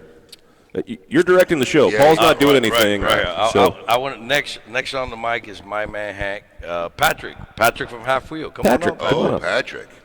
Patrick, all the way from Phoenix. Hey, be nice. So Me and Patrick get along, man. I don't know what you're talking about. okay. yeah. So wait, who traveled the furthest to get here? These are two twins from there's a guy from Canada. Oh, Oh, the guy from Brazil. Brazil. There's a guy from Brazil. there's a guy from Brazil. Yes. Wow. I just want to get his opinions on taco meat. Oh, yes. That Patrick, wa- what that- are your that thoughts on wasn't taco Patrick. meat? That I wasn't know. Patrick. I give him- But that's why we're bringing it up. I know. That's why I gotta wanted make to sure, be. just gotta That's make why I sure it's wanted well his seasoned. opinion. You're good to go. All right. You know, cooked and well seasoned. Patrick, welcome to KMA Talk Radio. Thank you. This has actually been a lifelong dream of mine. since Oh, I you're got so into this full show. of it. Oh, he's buttering us up right away. Very well. Give him somebody needs to give him a whiskey. Eric, give him a whiskey. Come Absolutely. on. The Come man on. sits down at the You're table. The slacking. man gets a whiskey. Come You're on. slacking. My bad. Yeah, my we're bad, throwing my bad. things around. So, Patrick, is this your first time at La Zona Palooza? It is actually, yeah. I usually, so in addition to writing for Half Wheel, also work for Major League Baseball. Oh. And we have a thing called the Arizona Fall League, which is like a minor league graduate. It's a graduate school for minor leaguers. Right. So guys who are really close to getting to the majors, they bring them all together, let them play against each other for 5 or 6 weeks, and they usually would go to the Saturday before Thanksgiving, and they moved the schedule up a couple weeks. So I'd get all these invites to the Zona Palooza and just different things. That's why I can never go to Great Smoke 'cause spring training starting. Right, that's true. And so when they moved the schedule up, that was like the first thing I did because Eric talked to me about the show, and I said, "This is awesome. Now I can like start traveling and do a few more events throughout November and December." So Have you ever met? Did you get to meet Bud Selig before he stepped down? I want to say I met him once, like casually. Never. Okay. I was gonna say, must have not left an impression. No. I mean, it was a very quick like hello kind of thing. How you doing? Yada yada. Yeah, it's So basically, like Grapefruit League is a big time. Well, not Grapefruit League because it's the Arizona. It's Cactus League. It's Cactus League. So you're dealing with the Cactus League all the time in spring training, and that, Right. you're big involved in that. right. So I work for the stats department of Major League Baseball. So we track all sorts of different things. Oh. And then also the PA announcer for the Colorado Rockies and Arizona Diamondbacks during spring training. So they share a facility called Salt River Fields at Talking Stick. So basically, I see probably 40 or 50 games in spring training. Wow. And then probably, I haven't counted them yet, but it's probably 250 to 300 games a year. Wow. In one, and like get paid to see them, not to work them. Oh no, terrible. You have to get paid to watch spring training. horrible, Terrible. rough life, That is yeah. so awful. Yeah, no, it's terrible. I got 2 questions for Patrick. Sure. Ooh. Question number 1. Pete Rose, in or out? Out. Out. Really? Absolutely. That was an emphatic out. Why? No, wait. Time out. Let him say why. Let him say why. Time- Oh, okay. this show just got interesting. Oh, All right, yeah. All right. Pete Rose is in the Hall of Fame for the record. But he's not a Hall of Famer in the sense he has a plaque. And I will tell you one thing. You go into any Major League Baseball clubhouse, you go into any Major League Baseball facility, you go into any minor league baseball facility, there is one rule. Do not bet on the game. You don't have to agree with it, but that is the rule. And it is fundamental to the integrity of a professional sport, which is that you go out there and you bust your hump with the intent to win every day. Absolutely. I totally agree with that, but it was never proven that he betted against his team. Doesn't matter. Here's the difference. He may not have bet against him, but there were days he didn't bet on him. Ooh. Okay, so, but If you bet on your team 162 games out of the year, okay, maybe we can have a different discussion. But no, look, there's one rule. Don't bet on baseball. So- I am signed to agreements that say I can't bet on baseball. okay, so why is the Miccosukee Indians the number 1 sponsor, which is a gaming facility, which is a casino, the number 1 sponsor for the Miami Marlins? You're going to get me to have to say I cannot discuss these things. All right, that's fine. But I respect that. No, Okay. but I will tell you, and that's a reality. But what bothers me is it's double standards here because, look, I don't believe that Tony La Russa should be in the Hall of Fame. Whoa, Great whoa, manager. whoa. Hold on. Let me. Okay. Great manager. But, how many games didn't McGuire and Canseco get him to win? They're kind of sort of, they're not banned, but, they allow McGuire in, but they're never going to get in the Hall of Fame. Which kind of brings up the next question I really wanted to ask is what are your thoughts on, steroid era players and the Hall of Fame? If you can't answer it, don't answer it, because I know you're Look, I mean, I can't speak to it because I'm not a voter. Okay. Got it. Well, you're not a member of the press, so that's I'm also another question. I'm not a member of the BBWAA. Yeah. Look, it's a tough issue, and it hurts me because I grew up in that era. Right. I grew up watching Barry Bonds and Roger Yep. Clemens and Mark McGuire, and I mean every one of these guys. McGuire and Sosa saved baseball in the late '90s after the strike era. And they knew they were doing steroids. Yeah, absolutely. They knew The owners, everybody knew they were doing steroids. Sure. But it was saving And the that's- game, so they allowed it. They allowed it. Until it got out of control. I'm even go back to a '97 article in Sports Illustrated when I had a subscription back in the day of this guy showed up and he's got his forearms are now 3 times the size because he just worked out all summer. No, he didn't. He worked out, but he had a little help.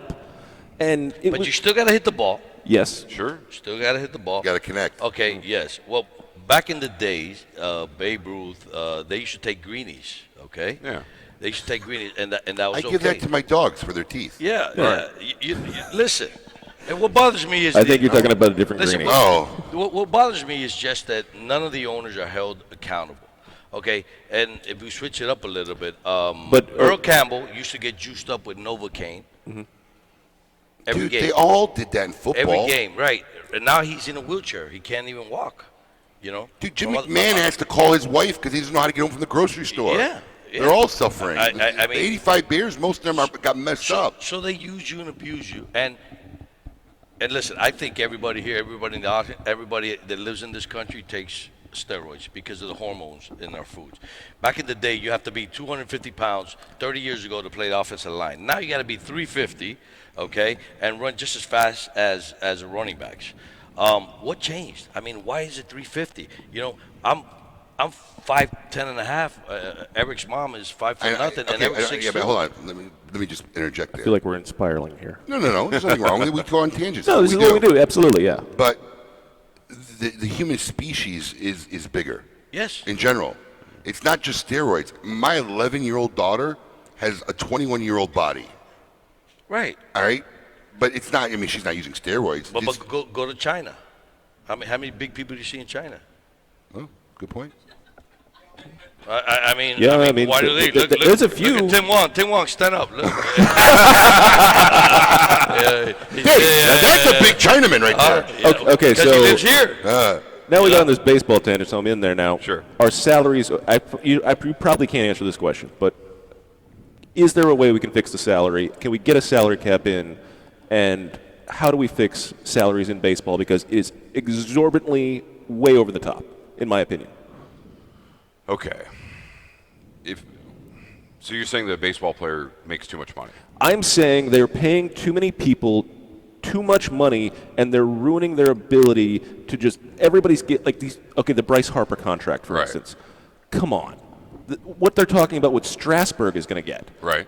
Come on. Starburst. Especially at 30 years old, even going back to Albert Pujols, who at 34 signed a 6-year deal that paid him over $140 million. Okay, but what's your get to the heart? Like, what's the objection? Okay. They're making too much money. No. The problem is small market teams can't compete, and that's the other problem. I mean, we would say like the Kansas City Royals have proven this wrong. Ooh. Tampa, who had a good year this year, who also lost a lot of guys, has done some rebuilding. Did you get a lollipop? The Cubs, who actually, when they won the World Series, had built up from the draft and everything. But there comes a point where they have to keep paying these guys. How are they actually going to make any money if they have to keep paying all these salaries? And you can't tell me overall attendance is not down as a whole. No, you're right. Overall attendance is down. No. Come here. I mean, I guess there's like I want to keep like nagging away at this issue a little bit because the guys are only making the money because it's there to be made. But I think the follow-up to that would be because they're willing to pay them for it. Sure. That's the problem. Absolutely. And there needs to be a buffer on what the guys they're actually paying them. Okay, so if you want a salary cap, then you need to put in an earnings cap for the owners. Absolutely. And good luck with that. Well, that's also going to be a problem because nobody wants to do that. And nobody wants to stop making money as an owner. And that the whole reason they bought the baseball team was to make money. Correct. Yes. So player salaries are a reflection of the health of the game overall. Right. And assuming that there's no shady business going on in the middle. Right. So if you're mad at a player for making the money, be mad at the owner for making the money. Well, in theory, be mad at the owner for giving him the contract. But then be mad at everyone who gives the owner the money, which is the fans, the corporate sponsors, television, governments, and now sports betting. No.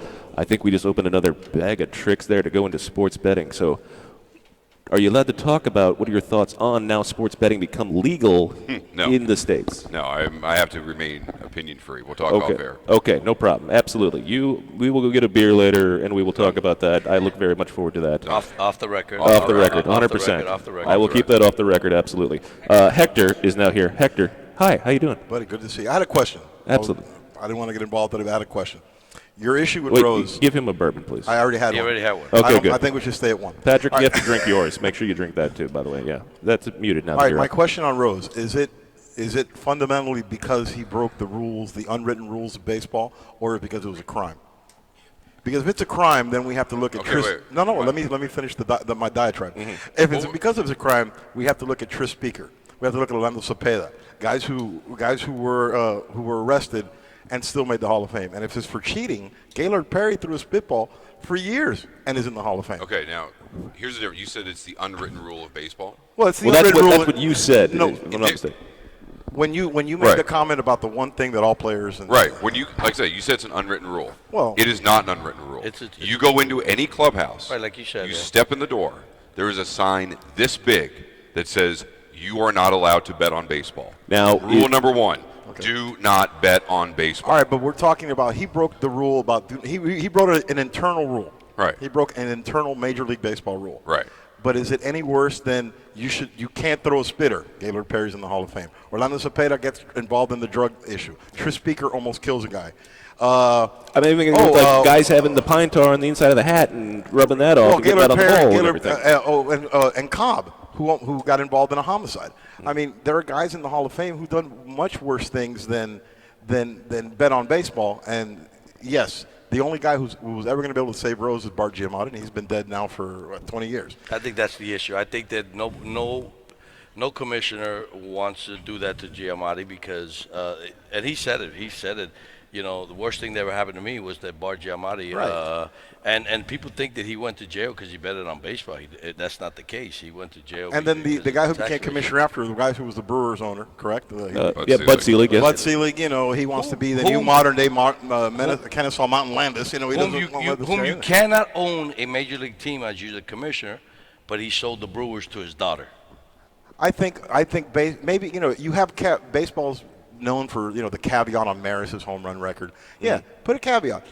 Bet on baseball, but don't answer anything you can't answer. No, of course not. I would never put you on the look, spot. look, and it's a It's hot his opinion. discussion because look, I grew up watching not all of P. Rose's career, but I watched the tail end of it. Yeah, and was very. You watched the player-manager years too. Well, no, I remember exactly where I was when he set the record, when he set the hits record, and I've met Pete Rose, and it's tough for me to look at a guy who holds in an on-field level as much esteem in theory to anybody in the game that I've ever seen play. I mean, Eric got me yesterday talking about my 3 favorite players on Dojo's show.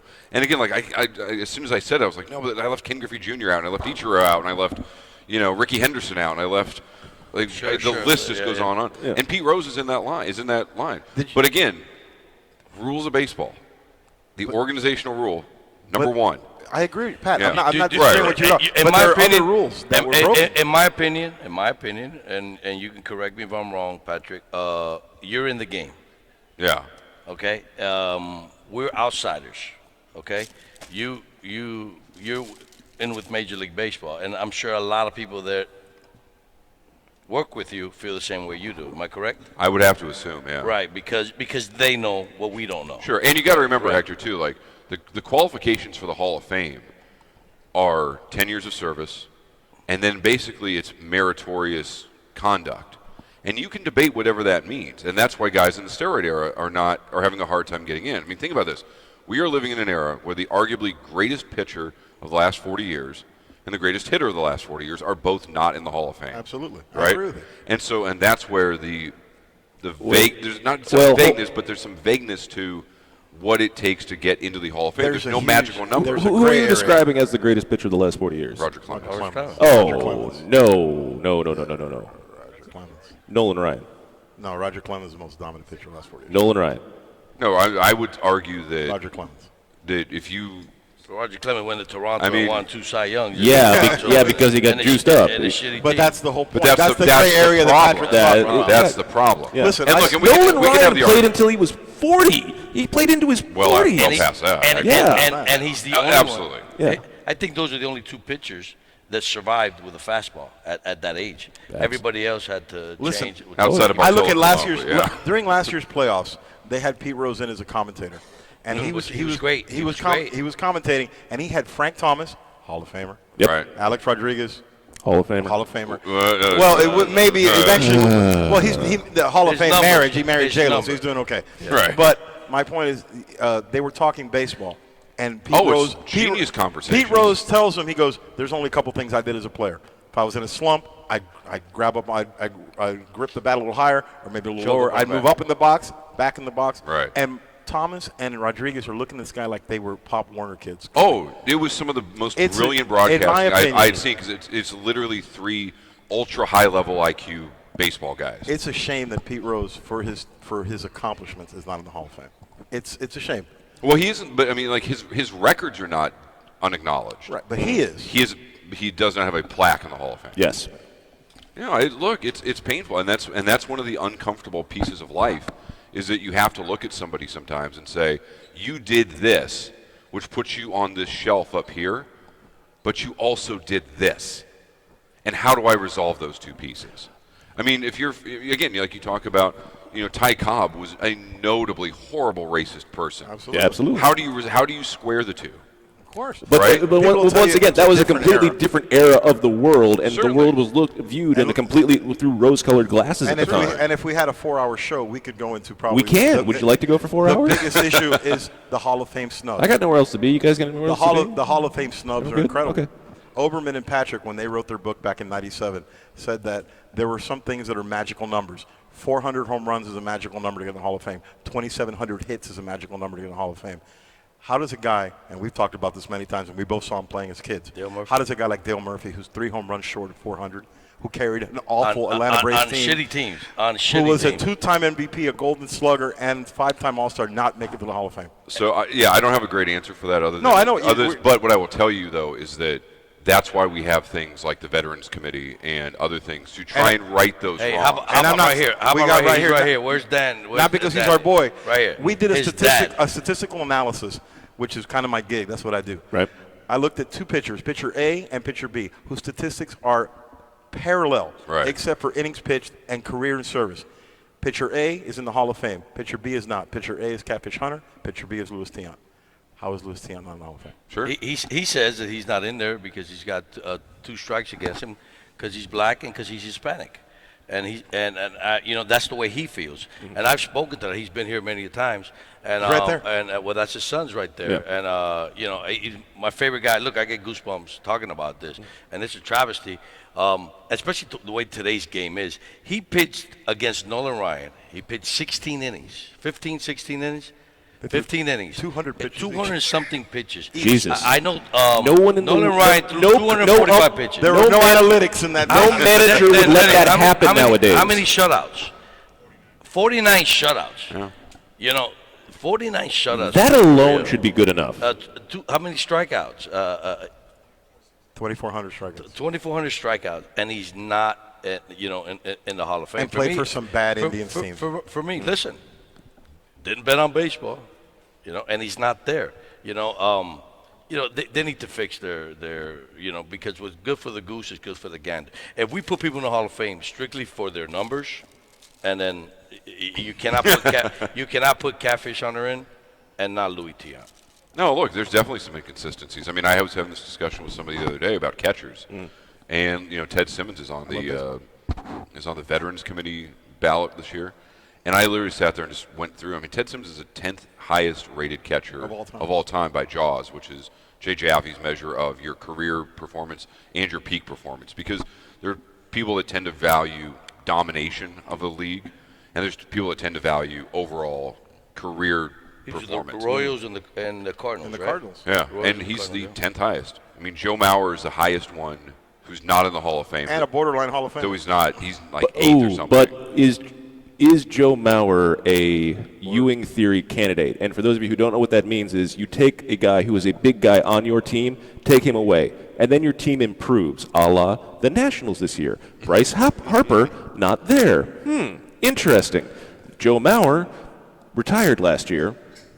The Twins had one of their best seasons in the last But they have a great farm system. It's yeah, I nothing mean, to him. that's a lot of moving. yeah. That's a lot of moving variables. There's a lot of moving parts, but he was the number 1 overall pick and was the guy for but so long. that's a perfect example of an organization taking care of a player who gave them the best part of his career. That he probably overstayed his welcome by 2 years. Sure. Yeah, but the how many problem is- organizations don't do that? The other problem is catchers have just such a short shelf life as well. Oh, but they moved them to first base. And, Yes. and- Well, and we're redefining what the idea of a catcher is, much like we're seeing in other sports. We're valuing rest more. Yes. So it's actually going to, I think it's going to get a lot tougher for catchers to get into the Hall of Fame based on strictly statistical merits, because you're going from the days of playing, like you play 6 days a week, and then your backup guy would be on Sunday, right? Right. So you play 6 games at 26 weeks. You're at 130, 140 games, whatever. Now what you're seeing teams do is instead of like an A and a B, it's 1A and 1B.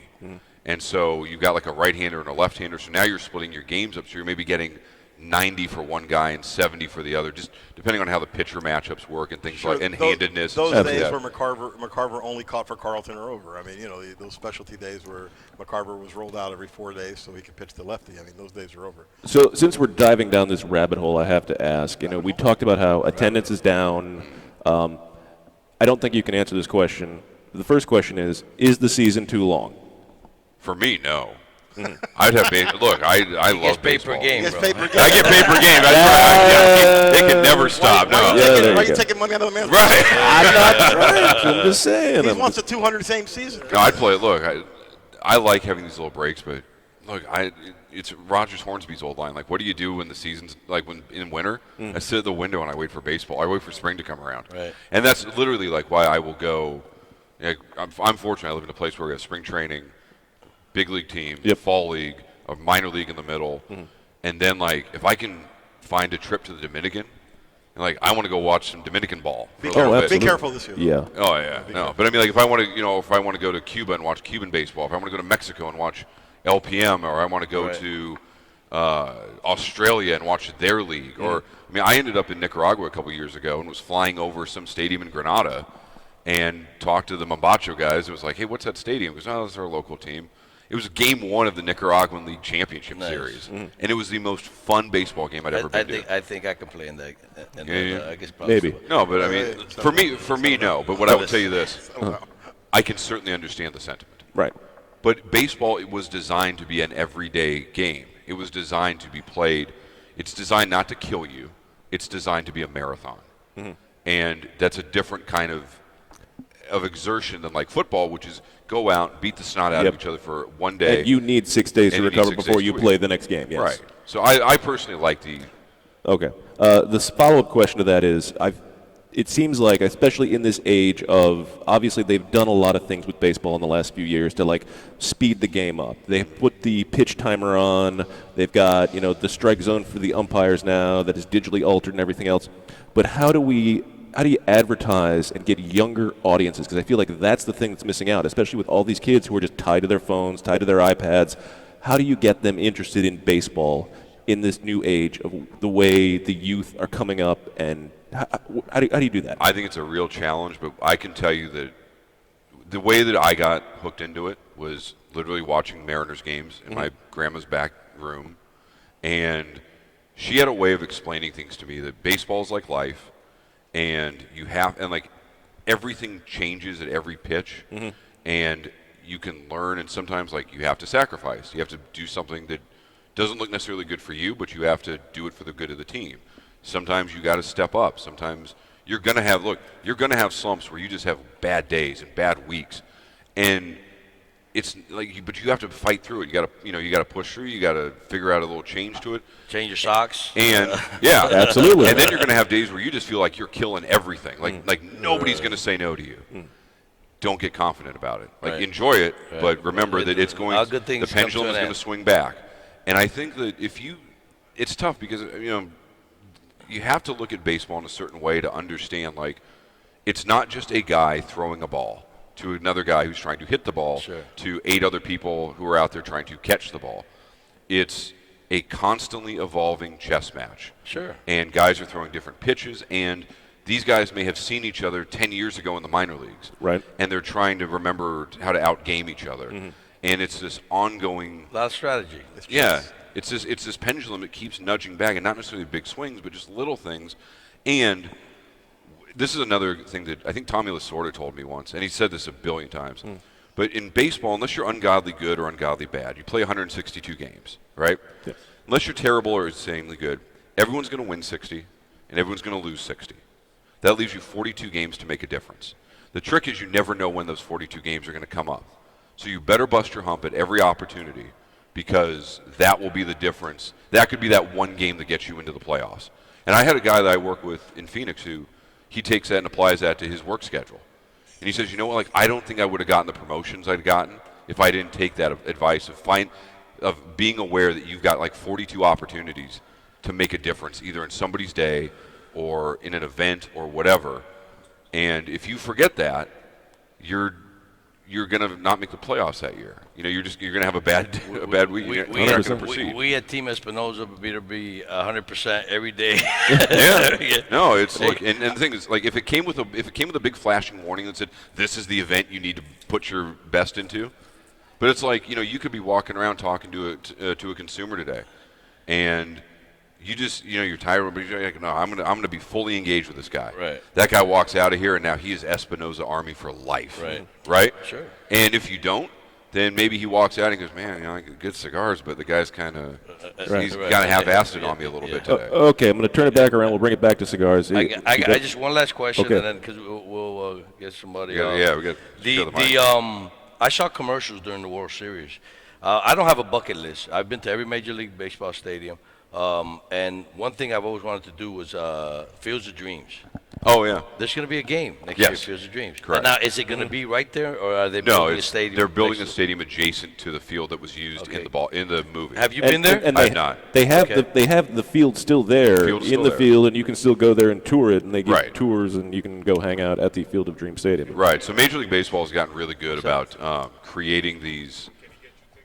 Can I get tickets? I can get tickets. He's trying to get tickets. I can get tickets. I mean, the White Sox are there, and Julio Vina, who was real close to managing the White Sox, he's still associated with them. So Yeah. No, Major I League can Baseball has done a really good job of being able to construct facilities in different places. So they've done things at Little League World Series. They did something at Fort Bragg, if I'm not mistaken. Right. There was a game there, and so they're doing the same thing. It's not on the actual field; it's going to be adjacent to it. But you actually can walk, as I understand it, like walk through on your way to the field, to the game site. But they do a horrible job promoting their players. That's I like the NBA. The It's- NBA it's- does a phenomenal job promoting their players. So there's a certain culture of baseball, and this translates back all the way to Babe Ruth, that no one individual is bigger than the game. Okay. And I think that sort of is still the mentality, and it's tough because you want to take advantage of your great players. Like I said to you yesterday, if you're a baseball fan today and you're not appreciating the absolute historic greatness of Mike Trout right now, Right. you are missing it. Right. But You don't they're get it. also ruining him and putting him on teams that suck. Can Joe No, Madden wait, save wait, the Angels? Wait, time out. He signed a contract. He signed the contract. He signed the deal. He's a respectful guy. He's Yes. he's a clean-cut, Upstanding low-maintenance guy. He signed the extension. Right. If he wanted to go chase the money, But it's not about chasing the money, it's about chasing the wins. Like, I want to see Mike Trout in the playoffs. I do too. That's what matters. But Major League Baseball can't just pluck him from the Angels I- and say, that would be great. You're going to go play on the blanks now because they have a. It's not like they do a redraft after But after can September Joe 1st. Madden now save the Angels is the last question I have about baseball since we got on this topic. Look, I think the Angels have a lot of really great pieces in place. You have to hold your breath on a few of them because, look, they didn't offer Cole Calhoun an extension. I think that's a nod to some of the younger guys that are coming up. They signed some big deals, and that unfortunately, big money deals handcuff teams. That was the original point I brought up like 20 minutes ago. Right, but again, like they wanted some guys, and look, and unfortunately, best laid plans don't always work out. Now, look, I mean, can Joe Madden save him? I don't like to think of managers as saviors. It's organizational changes. Right. And I think I want to see Mike Trout in the playoffs as much as anybody. no. Yes, Nobody's and gonna beat my everybody is Marlins. missing him because he should be the biggest brand out there because he is putting up numbers that are absolutely astronomical. Oh no, he is historic. I mean, look, he may go down, and again, we can never compare eras truthfully and 100% agree, yes. But I mean, he may go down with some of the highest performance numbers in history. And he's from Georgia. Yeah. Yeah, Millville, New Jersey. All right, He's so, from okay, we'll Melville. let you off on this now. What's the best thing? This is like the fourth time I've been let off on it. I know, I'm trying to, I love we'll it. work on it, but he keeps bringing it back. What's the best thing you smoked this week? Boy. As a reviewer and a professional Warzone reviewer? has been really impressive. Hold on, can we save that clip for later on when the review War- comes out? Absolutely. Did it War- taste like taco meat? No, it did not. Warzone has been really impressive. I have to say, I mean, I feel like I've been smoking a lot of things that have been sort of out and just kind of revisiting. Yeah. Thank you, Tim Wong, for letting me smoke your new Pure Connecticut. the Pure Connecticut and the Habano Lancero. I'm excited for Warzone. I think that's you and Abe flushed out the whole business discussion. We got into that. I'm just got- talking pure cigar reviewer guy. Yeah, no, thing. it was. Look, there was not a cigar that I had this weekend that I put down disappointedly. So, Okay. My man. I didn't think so. No. No, it's. My man. Cut that, send it to And me. yeah, cut that, send it out. That's going to be Hector's new ringtone. Send that out. Plus, I'm excited. I'll to have try it the stuff emailed to you that's on out Monday. front. What's that? Plus, I'm excited to try some of the new sizes and like Laranja and stuff like Nice. that. So. Absolutely. Lots of fun stuff. Very good. Patrick, thank you for being here. Hey, my It's been a pleasure. Thank you for pleasure. everything, Absolutely. brother. Thank you, Pleasure. sir. Thank you, guys. All right. Eric, who do you want next on? Justin. Justin, come on in. Kathy. All right. We're bringing in Justin. Where is Justin Right from? there. Oh, Justin Andrews. come on in. Justin Andrews. Playing second base. Playing second base. Oh, no, he looks more like a left fielder, I have to say. Playing third. And now. Yeah, no. Hector, keep the headset on because I want to bring back into the. We're going to talk about the war zone again in a Justin. couple of minutes too, because I Justin. want to talk about. Because Eric said I'd talk to you about the whole 10-year war and everything else. So we'll get into that. Yeah, don't worry. All right, Justin. Hello. Hey, how's Welcome it to going? KMA Talk Radio. Happy to be here. Absolutely. I You have knew a I knew I had to partner with Eric for you guys to get someone from General Cigar actually on the show. So Well, ooh. Well, there we go. You know, if you'd like to sign an advertising package, I'd be happy to bring you back a lot. You see how it helps General also? Shots fired. No, in North Carolina, yes. We had your North Carolina rep. Kimberly. Yes. She was on North Carolina. She was And wonderful. all of you were scared of her. No, Paul kept trying to set me up with her. Yeah, that's a true story. I don't know why, but yeah, that whole thing happened. So, Justin, this is your first time at Zona Palooza, it is. and what have you thought so far? Man, I got to tell you, I landed late last night or late Thursday night from Miami, and my taxi driver pulls up and he goes, "One, it's kind of hard to get here from the airport." And it was my first time here, so I'm looking around. Yeah. He sees this big tent, bunch of people smoking, hanging out, and he goes, "My friend, what is this? Where am I taking you?" I was like, "Bro, I don't know. This is pretty good." Did he speak English? Yeah, a little bit. And so from the first moment I walked in, it's been a really cool experience. Okay, very good. Well, it was no reaction like the limo driver who picked the three of us up last night. That dude was a little freaked out. I don't blame him. I don't blame him either. I Hold on. kept- We got to get Justin a bourbon. Get Justin a bourbon. I kept- Everybody who give- gets on give- has to give drink a me the bourbon. bottle after that I first kept segment. getting nervous that when I was driving home after going to the nail salon that I get pulled over by a cop and would have to hand him my driver's license. Here you go, officer. Oh, yeah, that would have been interesting. There you go. Everybody has to drink one when they get on the show. I'm already a little shaky from the 5 Cuban coffees I've had today. I've been drinking coffee nonstop. Oh, since I got no. here. All right, I did actually spill it. You guys got a paper Rookie, towel? rookie. We got a rookie. And this is why we don't have people from General Yeah, on. there They you spill their go. booze. We got a rookie. Okay, we're getting paper towels. it'll We'll find just add paper to the towels. flavor. Yeah, exactly. Add it to the that. Just lick it off. It'll be fine. It's a whole thing. So after this whole, how much of, so what are your thoughts on the whole war zone? I mean, Well, first how off, do I even begin? First off, I didn't realize that Eric really pulled a fast one on us. Came to our factory, got our tobacco, convinced us to put his name on a Slick, cigar, right? and get us Winner, to winner, sell chicken it. So, dinner. I mean, ultimately, I think we made a really great cigar, but I didn't know all the other implications to it. But here's the deal: I've been empowered to do cool shit with cool people.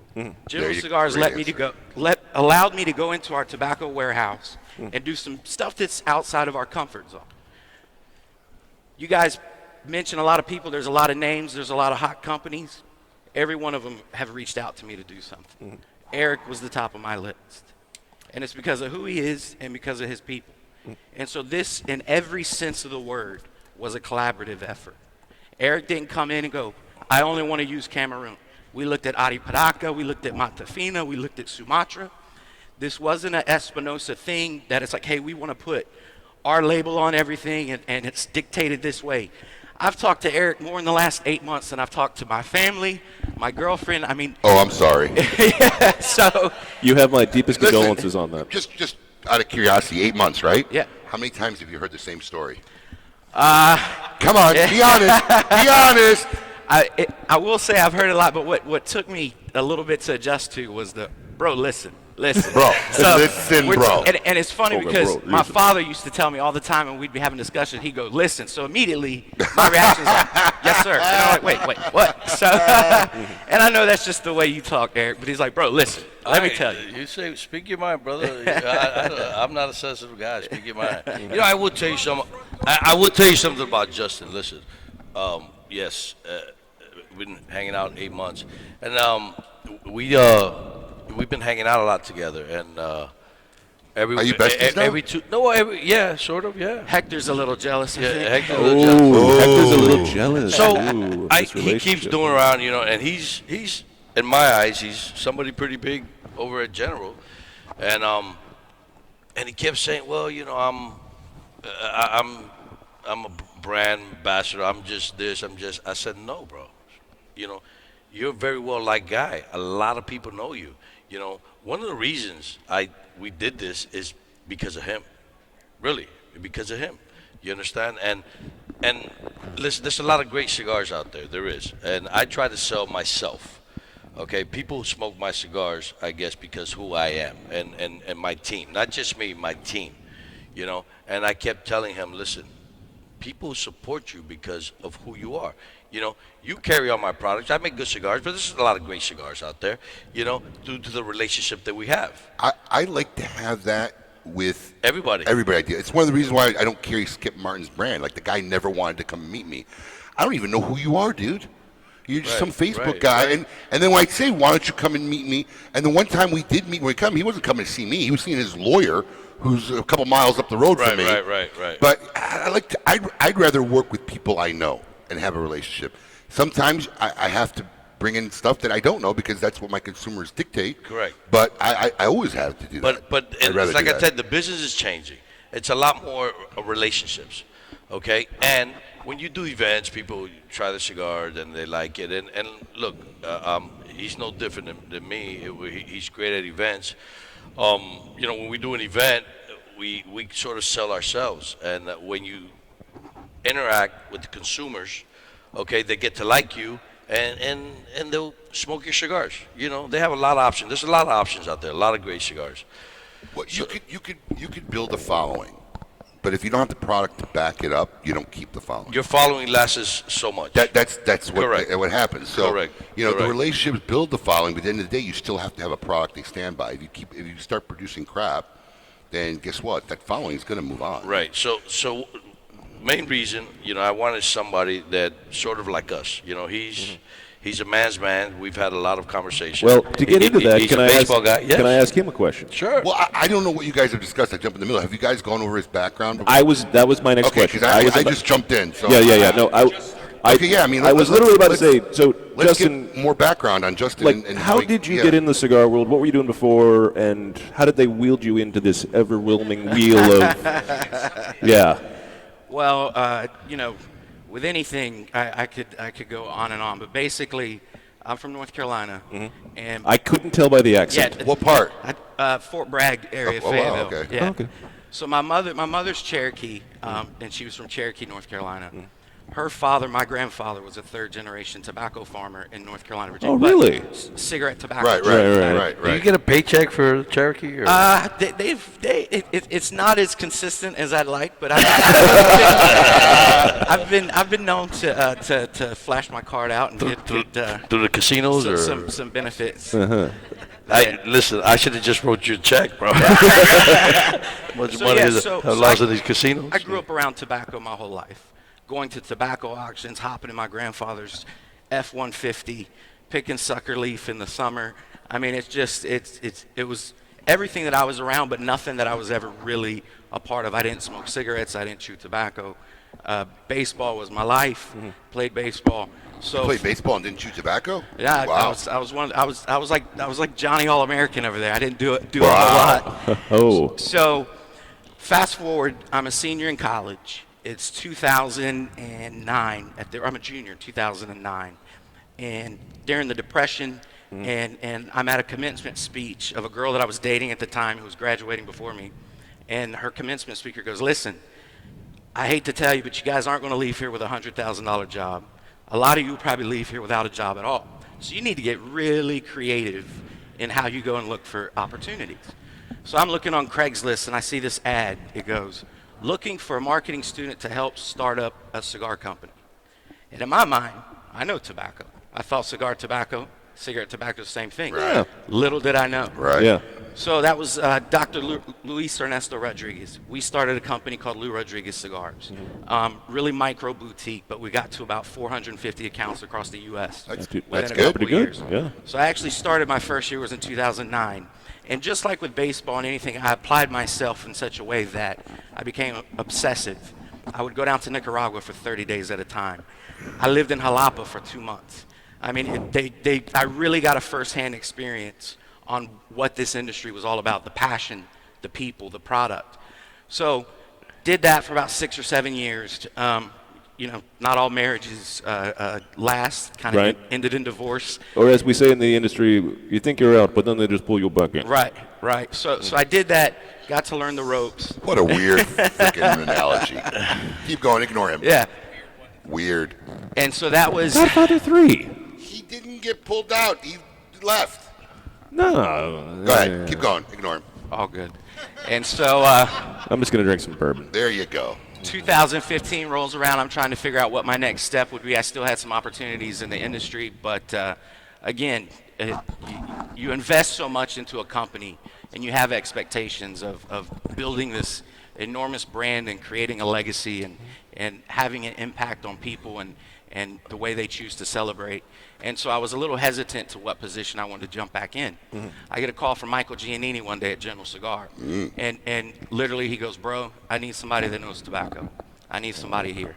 And so I Did you know him before this call? I did. How did you know him? Just from going to IPCPR. Okay, We had, so you had talks, you met him. You cross over in events and things like that. And You're fully- everybody knows of Michael Giannini. So you're fully familiar with big Michael Giannini, thin Michael Giannini. Absolutely. Rock star Michael Giannini. So it was funny. I hadn't seen him in a few years, and when I show up for the interview, I'm like, who is this guy? So we interview. They offer me the job that day, and the rest has kind of been history. So that's not that anybody was interested in my background there. No, absolutely. I'm interested. I'm fascinated. Tell him the story about what you told me last night about when you tried out and you had your girlfriend in the stand at the time. You told me last night. We had a lot when of you bourbon tried last out. No. When you tried out. Tried out for what? When he was playing baseball. Okay. Remember the coach tells you if you're a good ball player? Oh, yeah. So, again, going up through the system, I had a scout from the Giants one time, and I was at a showcase, and he comes up and he's asking me all the questions, what my 60 time is, on base percentage, all this kind of stuff. And he goes, you have a girlfriend? I said, yeah. And he goes, where is she? I was like, that's kind of odd. So I'm like looking for her, and then I point her out, and he goes, you're a ball player. Because she was that good looking, right? And so he tells me, he goes, That's funny. you know a good ball player because your confidence translates off the field. He said, so if you were dating some little, I think he said chubby bubby or whatever. He was like, and then he goes into the whole thing about your eye color and I love this depth coach. perception. No. Like I've heard that, like scouts do that on I a love this regular coach. basis. I've heard that, like especially like if you have a quarterback, it's the same thing, who doesn't have a good-looking girlfriend, then he's not a confident guy, and he's not the guy who's going to be able to lead a team and all the other guys. To be fair, he told me you should immediately break up with her because you should save that till you're 30. It's like you need to focus on baseball. Smart man. Yeah. Absolutely. Excellent. That's very cool. See, I will tell you, because I want to touch on a little bit of what you were speaking about earlier. People make companies. People make corporations. And I laugh when I hear the term corporate, because General Cigar, from a corporate perspective, we're a gnat on a camel's ass. I mean, it's absolutely, we're a big fish in a really small pond. But it's the people. So I tell you my story, but I can tell you this. If you come to our office tomorrow in Richmond, you walk down the hall, you're going to see a kid named Matt Davenport, who used to work on the Toronto brand. This kid had a scholarship to play golf at Christopher Newport University. His junior year, they made him try to sign a tobacco-free pledge. The kid revoked his scholarship because he was a cigar smoker and he worked for Shorty at Havana Connections. You know my story.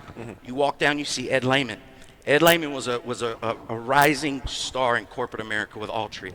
He left a higher paying job to come back to work for us to manage Punch and to manage Hoya. These are the people consistent that comprise of what General Cigar is. We've created schools. We've built hospitals.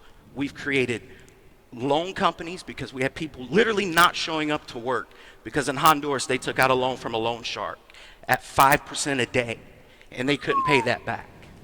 So I just want it to be known that we do a lot. We do a lot for our community, and we do a lot for this industry. I don't want you to misconstrue what I was talking about, right? Every corporation is made up of real people, genuine people. It takes a lot of people to run any organization. I got a minuscule, really nothing organization, and I got a lot of people, right?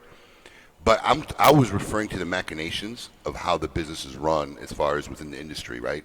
There's a model that the big companies use that doesn't apply and can't be applied to how some of the smaller businesses run, just because of scale.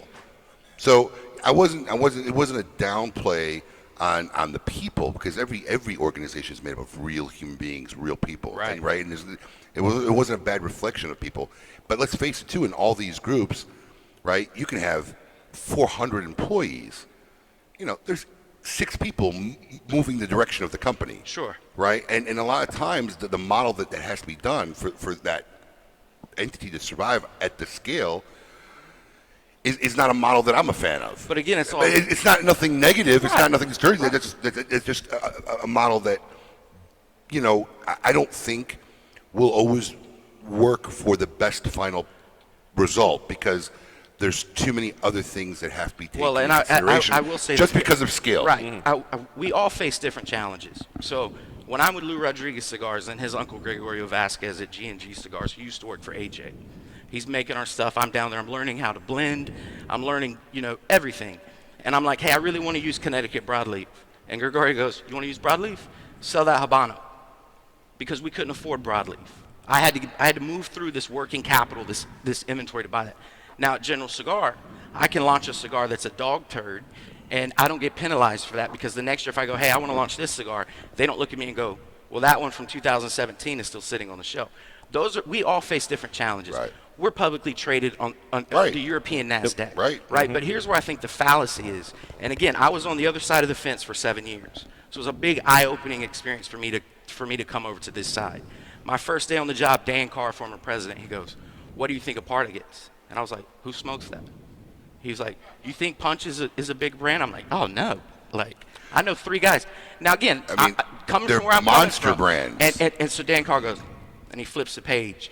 And I saw a number that I'd never seen before in my life. So again, we all have opinions. I don't claim to know everything about retail, but I'm telling you, it's been very eye-opening, because here's the thing. We face challenges on the scalability of brands and market penetration and things Right. like that. However, we're still able to launch products like Amazon Basin. We're still able to go and do stuff like Yes. Warzone. And when you talk about creativity and you talk about artisan, when I stood in front of our board of directors and I said, I want to take a whiskey barrel from Rabbit Hole Bourbon Distillery in Louisville, Kentucky, and ship it to AJ's factory, and Regis goes, AJ doesn't want the barrels. I know. So I'm sitting here going, AJ doesn't want the barrels. My company thinks I'm crazy for trying to do this. And you see the finished product. I mean, Whiskey Row is a great cigar. That's an artisan. That's passion to be able to do that. But just so you know too, right? Because I've been dealing with a lot of these companies at this level now for a long, long time. You're not the common employee of these types of organizations. Very few people I've talked to many, many, many times on the other side of my desk have exhibited a quarter of the compassion that I've just talked with you in about 5 minutes, right? So it's not the commonality. And also, too, when I talk about what's best for the final product, I don't relate that to numbers. See, that's part of the scale, and that's part of the economics. Right. I mean, I don't think anybody in this room will argue McDonald's sells more hamburgers than anybody in the world. But if you want to argue with me that that's the best hamburger made, we're going to have a long talk. True. That's true. But a project like this is not based in ROI. Well, this is where the industry's Right. going because Right. of the scalability, and that's Right. why there are more of these projects. But that's like where I this. think we should get credit as far as the evolution that our company has made. I mean, we've hired Sean Williams to manage Cohiba. Right. Rick Rodriguez, if there's any table of people that know tobacco and that love a brand, Rick Rodriguez belongs at that table. So there has been an evolution in our company. There's people there that are passionate. But here's the other thing, and this is the common misconception. I smoke cigars, and I'm a businessman. I'm educated with a business degree. However, there's people in our company that are data analysts that help me do my job more effectively. Now, that person, I don't give two shits if they smoke a cigar or not. Right. Because they're not part. They're on providing that you the side. information you need to make your However, decisions. if smoking a cigar was the prerequisite for running a brand, anybody who smoked a cigar. But as a business owner, you're not going to let somebody come in and manage a $30 million business that can't also wear that business hat. That just goes, oh, I really like this Cameroon versus the Sumatra. Or I know the difference between an Ecuadorian Connecticut or a Connecticut from Connecticut River Valley. So there is a balance there, and I think we get a lot of flack sometimes. But to run an organization, a multi-billion-dollar organization, you got to have people that do both. And to General Cigar's credit, they took a shot on a guy like me, like Jack Tarano says, who nobody knew. They took a shot on other people. There are a few people who know Jack Tarano. Yeah. There's a couple people that know him. I know what he meant. But so there is a balance there, and we do have cigar people. Ernest Gocha was here yesterday, and I think everybody in this room would say he gave a great presentation on how we go and get Cameroon. This guy knows more about tobacco than anybody that I've ever met. There's passion, there's pride, and there's knowledge there. But yes, do we have a part of the office that's data-driven and analytics? Any company has that. What I noticed, Justin, is that, yes, I don't know you guys, General's number, but you guys are changing. Times are changing. I see a guy like you. I see a guy like Rick, like you mentioned. I see a guy like Sean. I don't know, is brand ambassador, is that a good... They are brand ambassadors, yeah. Brand ambassadors. So they are changing with the times, you understand? And all three of those guys, I made a cigar for Sean Williams when he was on his own. Yep. I know Rick Rodriguez when he started, when I was a rep, and then you and I have become good friends. We knew each other before this project. So, I mean, those three guys for me are very, very knowledgeable, and kudos to General for allowing you guys to do what you guys are doing now. As far as the other brands that, I know you guys sell millions and millions and millions, and they got brand recognition, and that's what we're trying to get. You understand? Is it fair to say that most people that smoke your Whiskey Row and your Diesel are cigar geeks, or is it? I think that's safe to say, because that's the way that I position the brand, and Right. that's the way we position the launch. And again, give credit to AJ. AJ has been on fire for years, and Right. it's funny because a lot of people would predict. Do you know why? Do you know why he's been on fire for years? Because he makes great cigars. Not just because he's that. meticulous. Not just that. Yes, he's the most anal Yes. human being anyone's ever gonna meet. He does not miss a beat. Right. I'm traveling with him, and he drives with his cell phone right here. Seriously, puts it on speaker. Juan can attest to that, And I think you posted something about that. He's got the phone here.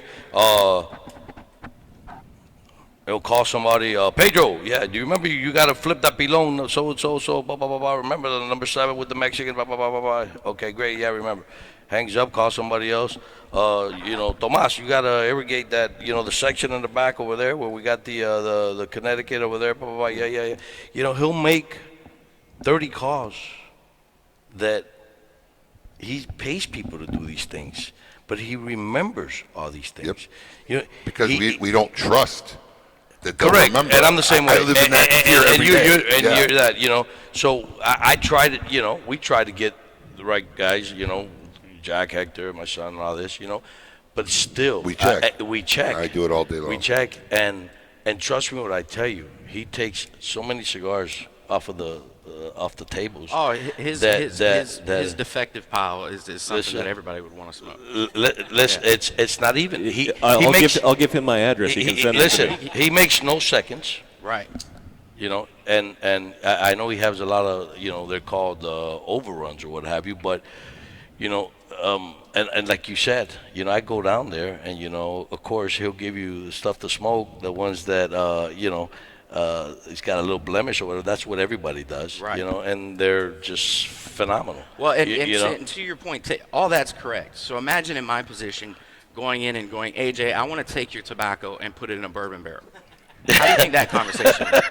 I told somebody. How long of a conversation was that? It took a year and a half to convince, thank and I you, didn't even thank convince you. him to do it. I tell people it's like me going to my 85-year-old grandmother and going, Grandma, you really should add some paprika to this fried chicken recipe. She's like, get out of my kitchen. Yeah, right. Thank you for your support. We basically, through Alex Fenton, the guy who discovered AJ, I said, look, bro, we're just going to ship these things down there.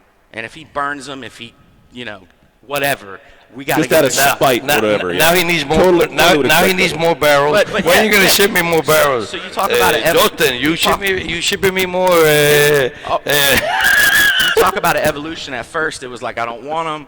People would show up. You told me, Nick Manillo told me, said they'd first go in, and AJ's like, look at this crap. Look at these barrels stinking up my factory.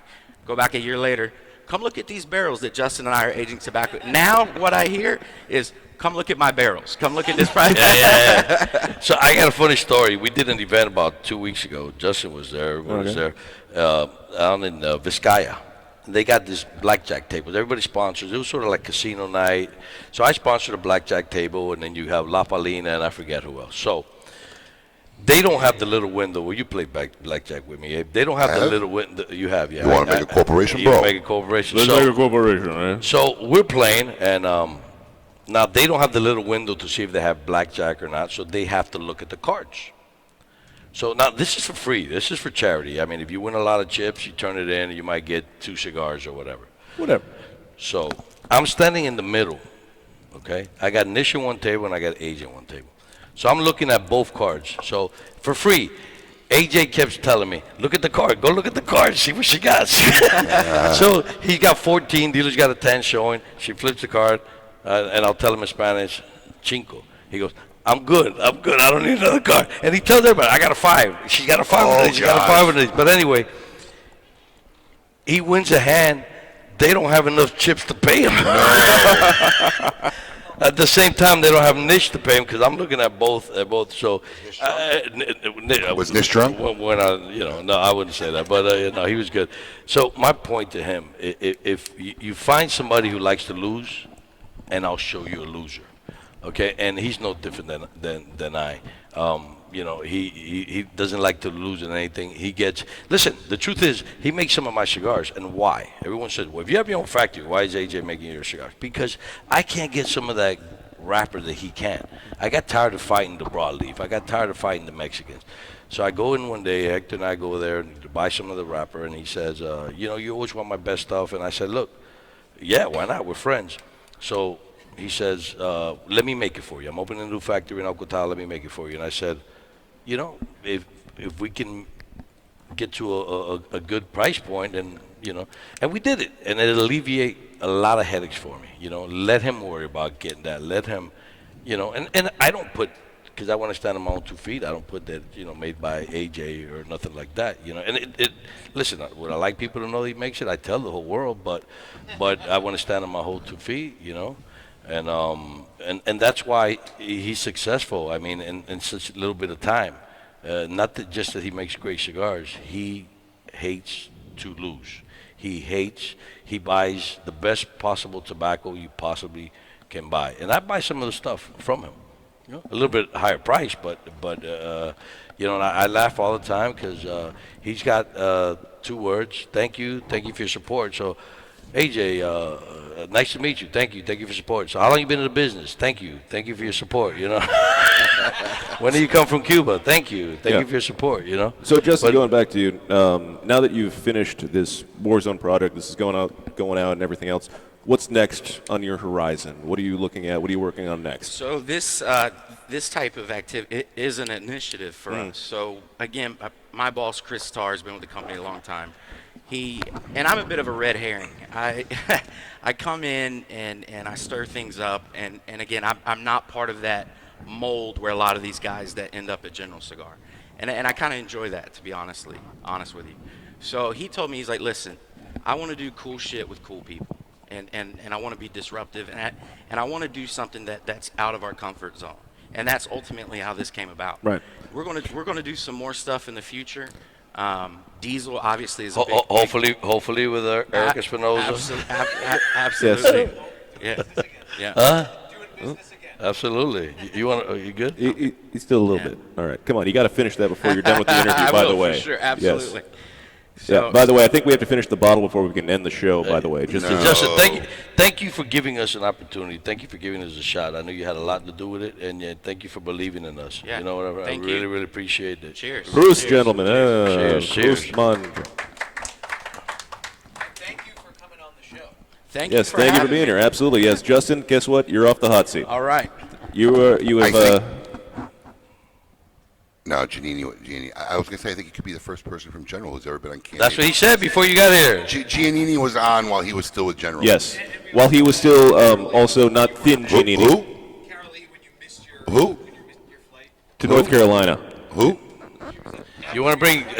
Where's Eric? I want to bring Eric up and Jack. How much time do we have? We can have as much time as we want. We're not limited by terrestrial. Yeah, radio no. anymore. As I said, we have to finish the bottle before we can end the show. Huh? What time is it? I'll find Junior. You want to bring Danny? Yeah. Yeah, Danny, come on up, Danny. Danny, come on over here. I haven't seen Junior the whole show, the whole morning. I've seen him got a like haircut. twice. Yeah. What is he doing? Running around? How is he not paying attention? He don't want to come on the show. I'll be. Danny knows He's afraid everything we're going to about make me. him I'll read be another right back. poem. That's the biggest problem, because usually every time we have Junior on, he has to read a poem. Where are you going? I'll be right back. Okay, Eric's going to leave. Okay. All right, okay. So Mr. Danny Dickowich is here for us. Hello, Danny. Hello, boys. How we doing? We're doing good. How's everything here at La Zona Palooza been for you? Eric and La Palooza, however you say it, is great. Mm-hmm. It's always a good time here. And once again, the girls aren't here. I'm just going to point that out again. Okay. You keep it every year. It seems like you're the only one who can come down. What in the world? Come on. Ariel just had a baby again. Again? wow. You're kidding me. Congratulations. No. Mazel tov. 3 weeks ago, Ariel had another little girl. Oh. So now she has 2 girls. Mm-hmm. And I had a grandson 9 weeks ago from my daughter Shauna. So I'm carrying the torch. Wow. Man, so 2 grandkids. How does that make you feel? Grandkids. What? My daughter had a grandson. Oh, I have a okay. grandson. So Okay. I have 3 grandkids now. Wow. Do you feel old yet? I am old. Okay. Well, that's all that matters. So you got a box in front of you, Danny. Tell us about the box. Okay. Also, Junior, come over here. 10th anniversary. Sit in this seat next to me. 10th anniversary cigar I made for Ariel. Has it been 10 years? Yeah. That's scary. Wow. Yes. That really is scary. I worked with Alejandro Tarant this time. Used the 10-year-old San Andreas Maduro Negro Does wrapper. he still have a brand? Yes. Is his brand still out there? Yes. Okay. I wasn't sure. I was not trying to be funny. Actually, he has a cigar 1880, the year his grandfather started. Danny, you need one of those if you're going to be on the show. Okay, here's to Abe Oh. and everybody else. And hey, your 3 grandkids, all right? All right, yeah. So That's why I put the cup there for you there, That's Junior. good. Yeah, hold on. Let me put your mic up now that you're sitting down. Yeah, but Alejandro Tarant has some great cigars. No, fill that thing up. Come on, what are you doing? And great tobacco. no, the families has always had great tobacco. Yeah. Especially wrapper. Always had some phenomenal wrapper. So this is the 10th anniversary. Yes. Is this out now? It's sold out. It was Oh, it's gone. Yeah, it's a What limited. the fuck are you showing it to us for? Because I wanted you guys to try it and enjoy. Oh, You know, okay. I mean, we thought we were trying to let our fans know about a new cigar. Listen, I'm not about trying to sell cigars. That's the easy part. It was only 1,000 cigars, 110 count boxes. Came out with it at the show. It was in honor of Ariel's 10th anniversary. I've done 4 limited productions, and when I say limited productions, I make 1,000 cigars. We had the Sea Lion, then the Sea Lion Maduro, the Lancero, box press Lancero Eric made for us, and now this 10th anniversary. So limited they sell. And then, of course, I keep a lot for myself. Now, when you say a lot for yourself. Enough to smoke for myself and my friends. And, Okay. All right. Yeah. All right. That's understandable. Okay, we can accept that. Yeah. I mean, So after this, do you guys have anything in the works? What are you guys going to work on? Or now the girls just going to work on being moms? Or Well, where do you go from here? Well, La Serena is still alive and kicking. We have a new website. I have a new vice president of sales. Everything is great with La Serena. Again, I FaceTimed Ariel yesterday because everyone wanted to see her, and she spoke to everybody. And she was going to be at the show this summer if she didn't get pregnant again, but she got pregnant again, so she wasn't there. Right. So what she says. Does to she know how it's happening? Yeah. Okay, I wasn't sure. Matter of fact, funny story. She knew the night she got pregnant. She said to me, she was in Paris. It was her daughter's first birthday party. And she said to me, Dad, I'm going to make you a second grandchild. And that night in Paris, they did what they did. And so she knows exactly how she's doing it, yeah. I wasn't sure, Yeah, no. You never know. People ask me after the fourth kid, you know what causes this, right? Yeah. Listen, she's a Columbia graduate. She has 2 masters. She's a bright girl. Good stuff. Yeah, so. Congrats, my friend. All the best. Thank you. Absolutely. Yeah. All right. Okay. Yep. Yes, Danny, thank you. Yes. Appreciate- Make thanks sure for everybody coming sees the Las Serenas. Absolutely. Oh, thank you. I will smoke this I keep next. forgetting Paul doesn't have a headset. I know. It's No wonder we have no off. direction. Oh, yes. Oh, here you go. Here you go. Oh, yeah. Thank you, Danny. Throwing out. Thank you. Danny passing them out. Absolutely. We're going to make sure I smoke those 10th anniversaries next. Well, I saw my Facebook wife walking out. I said, "No, we got to get her on because I'm in Facebook love with this woman here, and been fans on Facebook. And come on, you could do it. Walk her up. It'll be okay. Everything's going to be fine. I we promise. need to tell the people the fine things that you're up to. Hold on. Grab a new cup. We got a clean cup still. We got a clean cup still. Are these used? Those are used. Who knows? I think that one's good. That one's good. Yeah. Yeah, Junior, pour one in there. Right there. All right. Oh, no, he stole the other ones. There you go. Those are all the good ones. Yeah, those are all the good ones. Because everybody who comes on KMA Talk Radio, especially at Zona Palooza, has to have a beverage. No, this one's used. Save that one. Okay. Yes. So. Can you take the mic from him? He's out of control. All right. I'm trying to just direct things as they go along. Why don't you introduce our new guest? Hello. Hi. Hi. Hi, I'm Adam. I'm Drita. Lovely to meet you. Nice to meet How you we as doing? well. I'm Pleasure. great. Yeah. That's just, I'm talking to a lady voice. Well, that's what I do. Miss Drita Yeah. Hyde, Hi. who's also has a Facebook persona. Yes. Elegant Plume. Oh, Right? Okay, Elegant Plume. Okay. Yes. Well, Yes. not being on the book face, I'm sorry, I'm not familiar. Uh-huh. So, how did Elegant Plume come about? What is the antithesis of this? It's just basically something I just kind of came up with over time. I'm a newbie in the cigar thing. How so- new? Because I've been following you for a Yeah. while. Can't be that maybe- new. Well, about 4 or 5 years. That's not new. That's not new? That's not new. Well, I'm 2 around years is people that new. have You're been entering. smoking 20, 30 you're years. not in so- social media world. You're entering now veteran. Yeah, you're up there. Yeah. Yeah. But I like you. I love you on Facebook because you're just real, right? Because there's a lot of hot women on Facebook that that's what they're selling. Now you're selling life. You're talking about relationships. And I love strong women in this industry. I think this industry needs more strong women like that. Now she has her own. I didn't know about this because she needs to talk to you too after the show. But she has her own podcast I'm sorry, what? that she's been doing for a year. Yeah, I just and kinda I'm a started. follower, and I didn't even know this, so I wanted to get her on the air. And Yeah. I'm available to be a guest on a podcast. I'll No, you're happily not. I talk would about love cigars No, you're to not. and have you. everything else. That would be How am I awesome. not? I'm a great podcast That guest. would be Yeah. absolutely awesome. You're not even a good host. Yes. Tell us about your lovely podcast Yes, so and it- how people could watch it, listen to it. Yeah, so it's called Hold The on. Smoke Room, Cigars with Elegant Plume, and it's pretty much on all those different mediums, Stitcher, iTunes, Podbean. And it's just So right now it's audio. just audio Just right audio. now, but Girl, you need to be doing video. I know. I Come just on. recently That's from last acquired. night. See what happened to me Get from that last face. night? Get that face out there. Yeah, I just recently acquired my own podcast equipment, so I still need to get the webcam. So I need to get it so I can go into the different lounges and Yep. interview some of the cigar lounge owners, some of the patrons. I really, really love what So- you do on social media. I follow it. I I like appreciate it. that. There's Thank maybe you. three, 4 women that I really follow very strongly, and I love what you guys are doing. And yeah, you need to get it on video. Yeah. She looks like her pictures, by the way. Oh, you mean no Facebook trickery? We call that No hocus pocus. We call that Facebook trickery, right? Oh, really? That's so cool. No, yeah. No. We call that. Ansel has made you famous to me. Oh, yes. We call That's that- my guy right there. No, we call that Facebook trickery. Now you're out of Charlotte, North Carolina, Oh. and you're a cigar shop regular because I see you posting. You just did a Halloween event, which you look fantastic. I did. Fantastic. Thank And what you. were you dressed as? Fantastic. Red Riding Hood. Oh, is that what it was? And I had I thought it was like a little wolf succubus marks or on- something. No, Oh, I had my hood on. I thought you and were like a little everything. female demon. I wasn't sure. No, Red Yeah. Riding Hood. Yeah, I wasn't it was look- super fun. I wasn't looking too much at the costume, but yeah, it was. But you had a party there. Now, where's the shop you normally regularly hang out at? Aroma Cigar Aromas. Lounge on Monroe Road. But we have lots of good lounges in Charlotte Atlanta's area. Atlanta's so Charlotte's a popping cigar is. town. It's It really up and is. coming. Not We to got a lot of mention good lots stuff. of great breweries. Just throwing that out there. Yeah, well, That's why I'm you not want. really a beer drinker. Yes. Oh. I need some Basil Hayden, Knob Creek. There you go. She knows Okay, what she's doing. I'll accept that as well. I'm not going to turn a left cheek to that. Absolutely not. No. So how long before you think your podcast will be like doing it on video?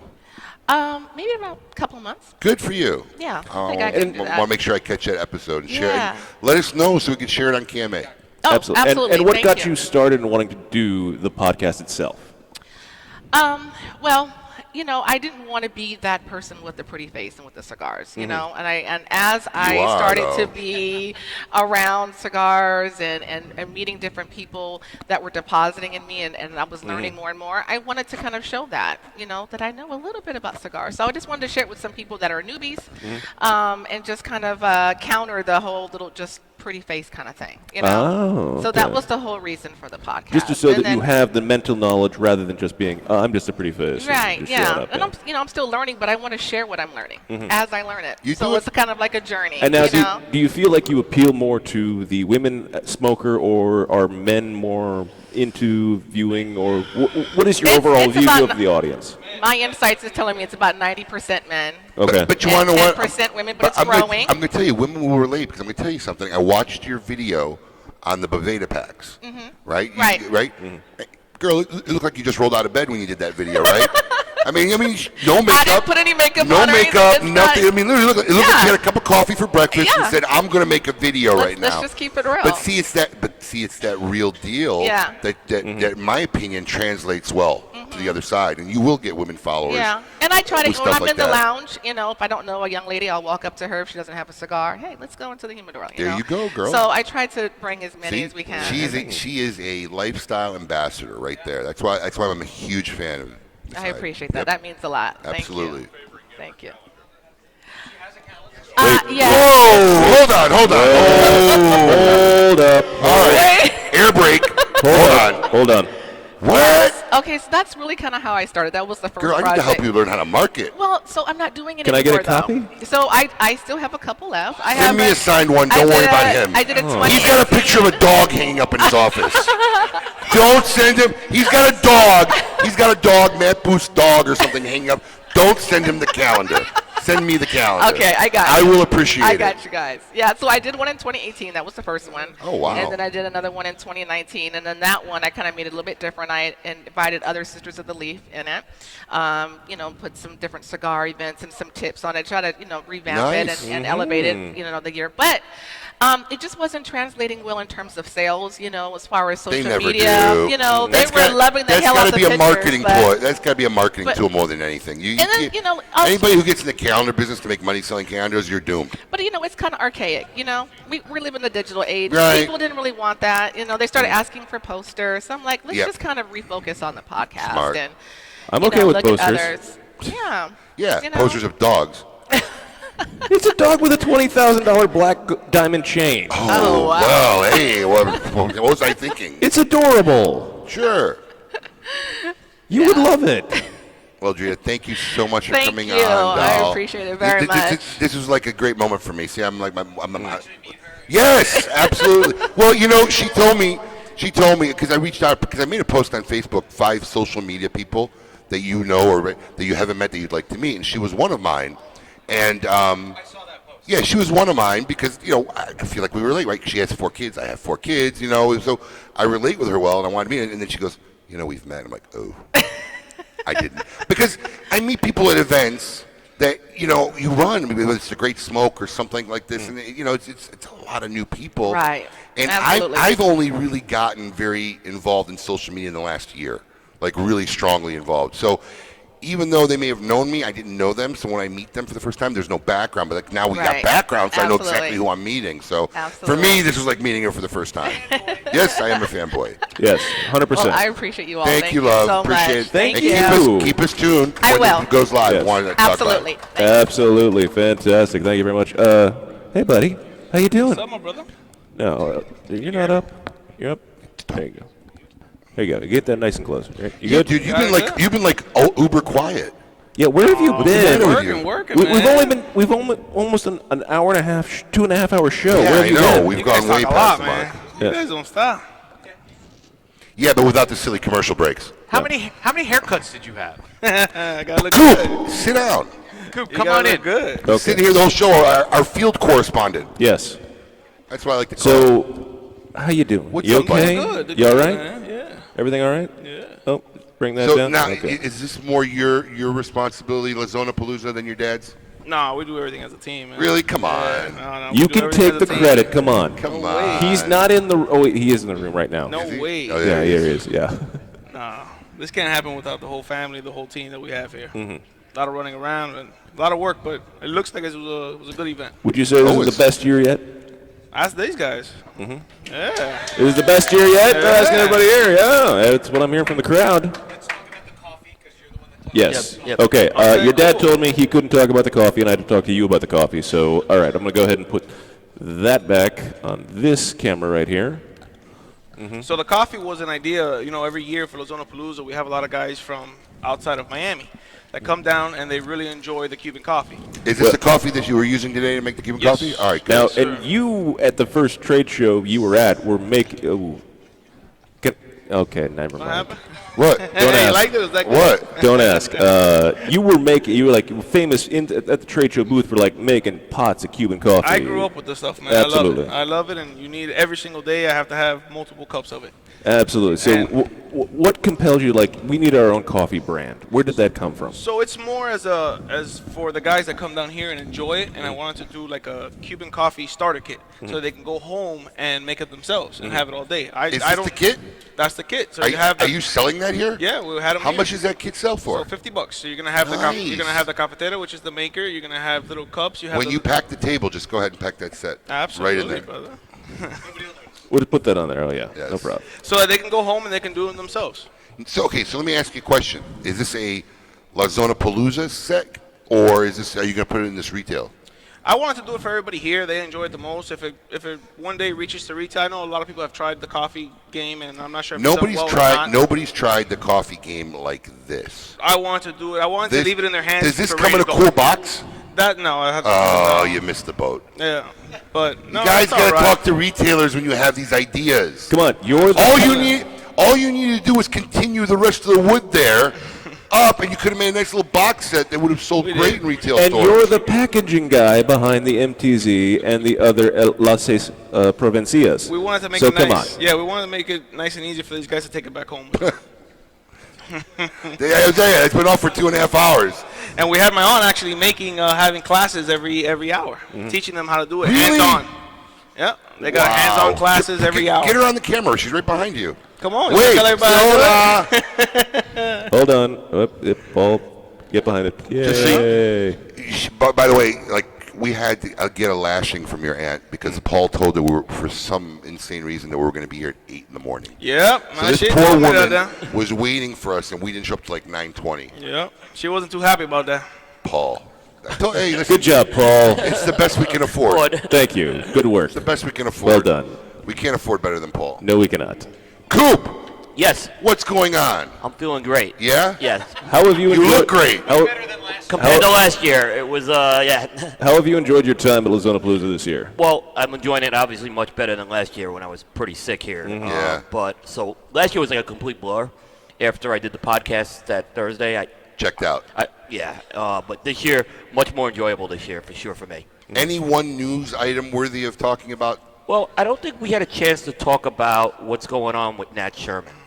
Ooh. You want to talk about Nat Sherman or the fake China purchase of Altria? Yeah. Well, I be honest with you, I think Patrick. did he could probably talk about it? I think those guys could talk better about it because they had the story. You believe China's buying it? I'll bet you a signed bill. I bet you a signed bill it doesn't go down. Yep. I think it's a fake Yeah, story. but I think I Go on, would throw out a dollar. Come on, Patrick. Patrick, right now. Throw it down. $1. They're good. So I mean, Who? Patrick and his team are very Oh, strong. I think I think it was. I think it's a story that was put out on purpose. I would say this. I would trust they're very credible in terms of their information. So. Right? No, I think they Yeah, got that yeah. information from a like credible stores, but I don't think that's the deal. It's going to I go mean, down. it was. We'll see. Yeah, we'll I've see. said it here first. Yeah. We'll see. Yeah.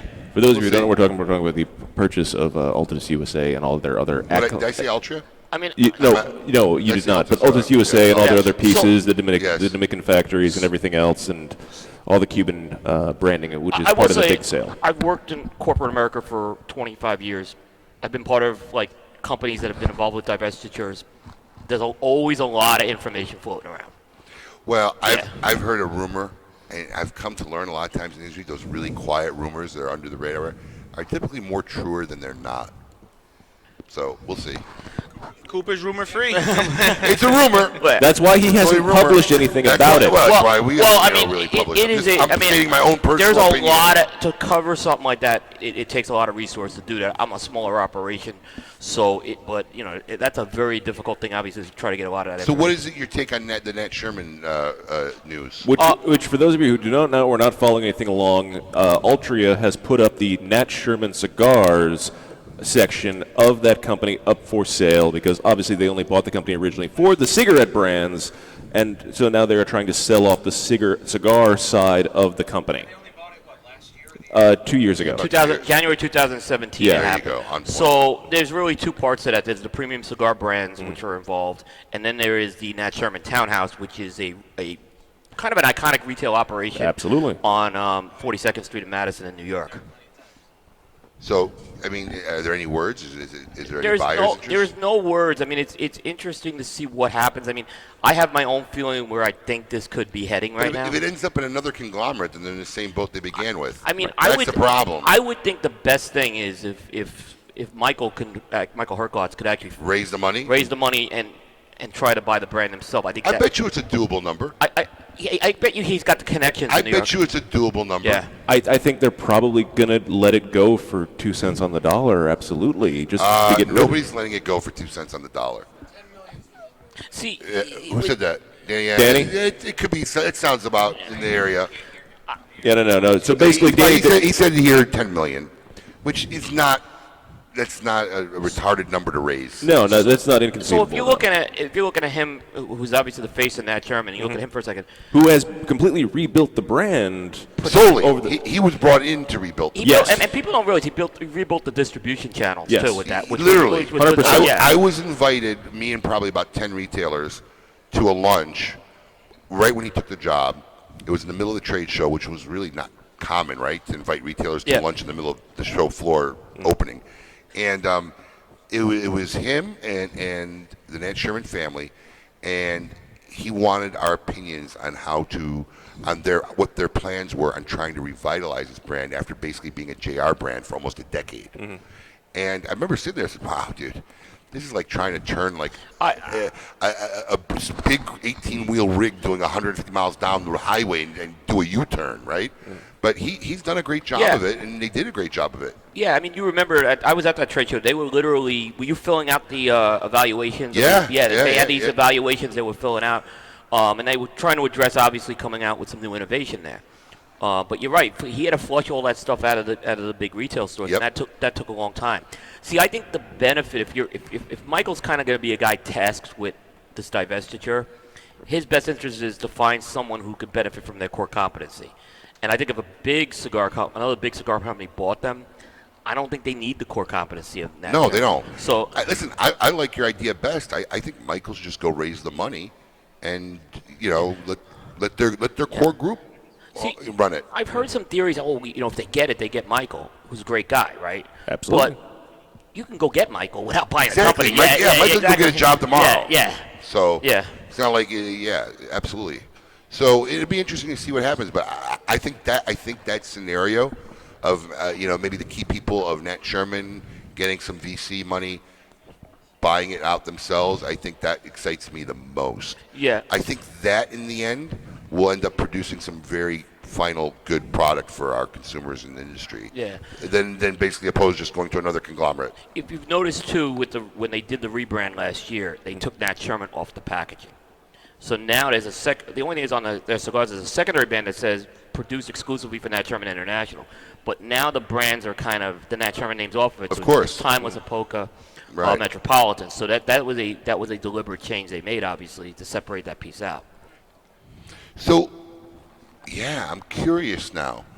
I never even really thought about it until you said it now. So if somebody acquires the premium cigar brand, are they not going to be acquiring the Nat Sherman name use? I believe so. Then what are you buying? You're buying brands. But if I can't put Nat Sherman on it, well, they own the brands Metropolitan, right? Yeah. The Whatever. Metropolitan, the Timeless series, and everything, and that's wow. I think that's kind of weird. That depreciates the brand, then too. Yeah. Yeah. True. So, Danny, would you like to buy a cigar brand? Would you like to buy another one? No. Absolutely. I'm sure you can make. I'm sure you can make a phone call. That's interesting. I never thought about that until right now. Yeah, I mean, because if you look at the boxes. How long has that changed? But it's not that old. They put that in last summer. That was last IPCPR 2018. They put that in. Shows you what I know sometimes. Yeah, sounds about right. I didn't even notice that, but now that you mention it, yeah, they took all their names off it, and their iconic little clock symbol is now off the box. They kind of gave it that late '60s retro vibe to it. That which I kind of like that. Obviously that's an era I've always been infatuated with. So it's kind of like that Mad Men, a little like fonts and stuff like that, which I know some people may not like that, but I kind of liked what they did with that. I can dig it. Yeah. You also like weird fast food, though, so. Well, what do you mean I like weird fast food? You like garbage food, man. Like what? I see your post, like some chicken sandwich or whatever you think it's nasty. Dude, I wasn't eating carrot sticks, right? Bro, you eat a lot of garbage junk food. I mean, let me just tell you something. Right. I'm not innocent from eating some junk food, right? I mean, I won't eat McDonald's like for the life of me. I mean, I try to avoid it at all costs and means. But like, I'm not sharing when I go eat junk food on social media. Like, I'm sharing like a good meal. I'm putting 2 T-bones on the grill. Like when you cook, I'm sharing that shit. I'm not sharing I just ate a Popeye's chicken sandwich or a McRib on social media. If I'm eating a McRib, it's in a closet in the dark where no one may even get an accidental picture of me eating the McRib. So Abe, I almost died last year, right? Eating healthy, right? That obviously didn't do any good either, right? I almost died last year. I'm just saying, you take a certain pride of eating that garbage stuff. Like, you're showing it off. Look at the crap I'm eating. Look, so I want to ask a question here. Ask away. I want to know, was the fix-in with this contest, with this drag contest? I mean, was there a deal cut? Have I not explained this already? Yeah, but was there a deal cut? Look at Paul now. Was there a deal cut to get all these guys in drag? No, it was actually Saka's. I think Saka outwitted me in this bet. He was literally masterminded me, which I don't say. Right. I got Saka, man. I got Saka. Okay. The initial bet. I feel like I'm saying this story for the 50th time, but the initial bet was 4 months. You got to lose 15% of your body weight, and you don't have to do a drag event, which was like about 60 pounds for me. Right. 50 pounds for Saka, and 30 some pounds for Nimish, right?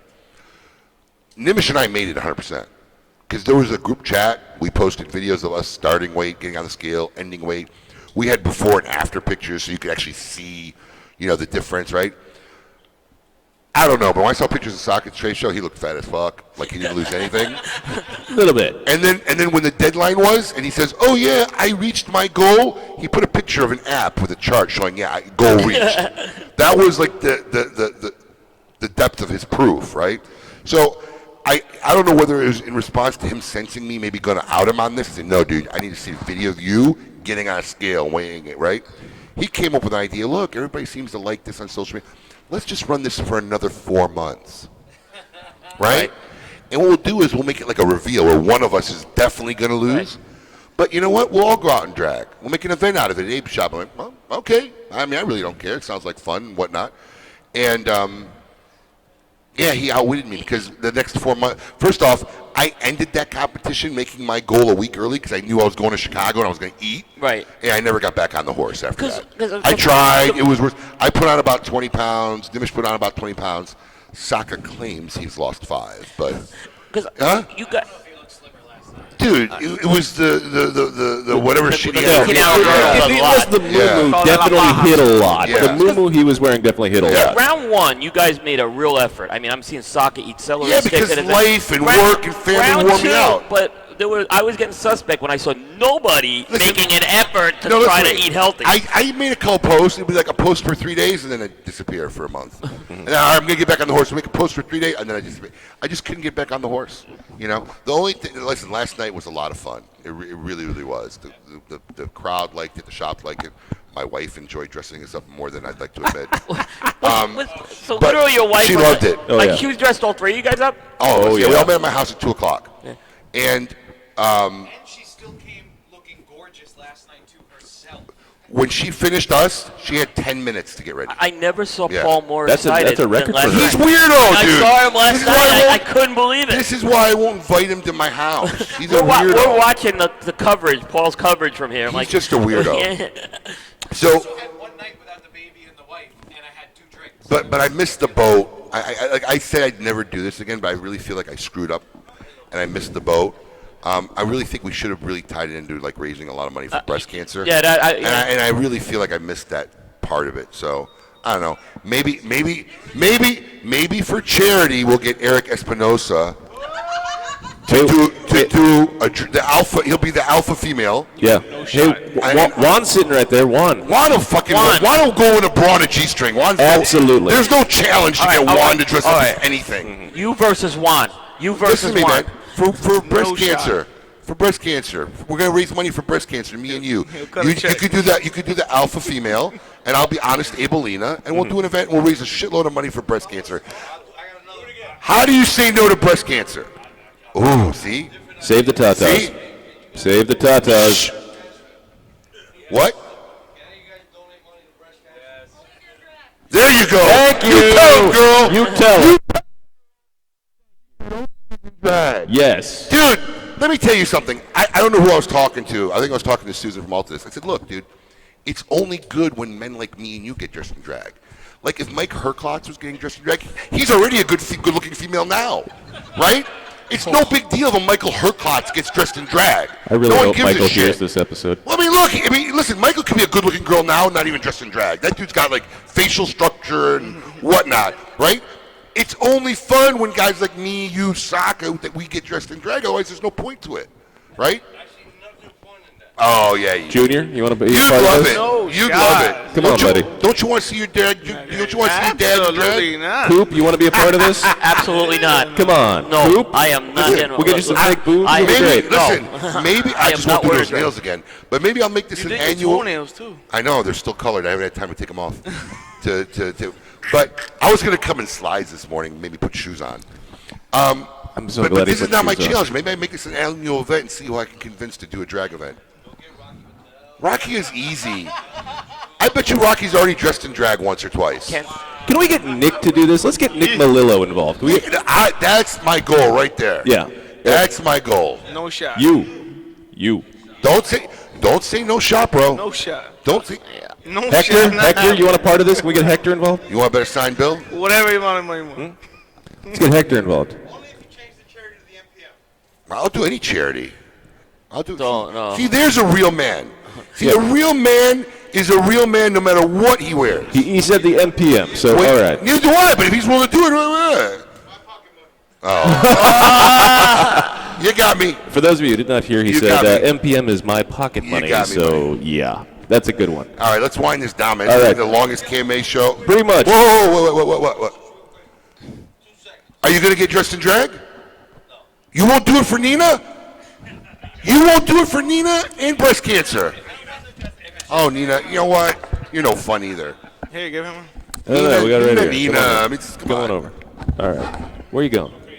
Where are you going? Dude, did you see my post? You know what I've been called? I only got 3 letters and they can't say it right. Yab. So, Mina, right? Yes. Mina. Hi. Hi, how you doing, Mina? Hello. Welcome to KMA Talk Tell us a Radio. little bit about yourself. Well, I own Mina's Cigar Lounge in Baltimore, Maryland. Baltimore. Love Baltimore. You know, I frequently go to Baltimore. I was actually supposed to be there next weekend because Steve Bashai is a good friend of mine and a regular.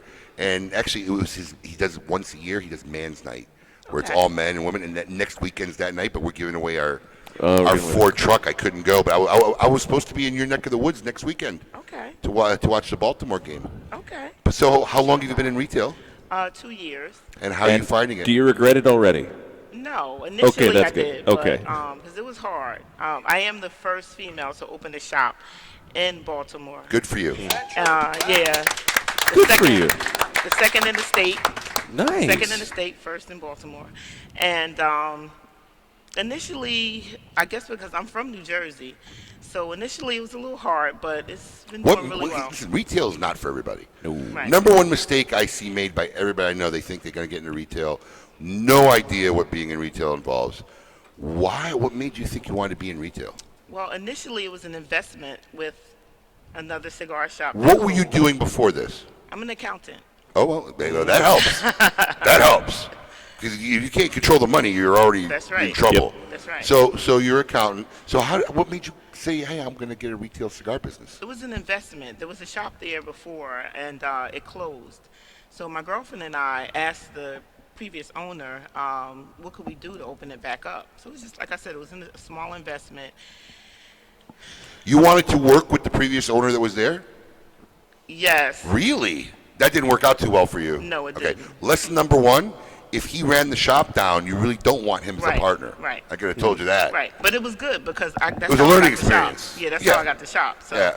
you Well, know. you could have opened up your own shop. You didn't need him, but it's fine. It all works out. So how long did that work before you said, yeah, this ain't working? Less than a year. Yeah, that's about what it takes. Yeah. And then you, kicked him out, bought him out? Well, no, I didn't buy him out. He really wasn't doing his part, so I went to the owners and I asked them, can I take over the lease? The owners of the shopping center, yes. And so they said yes.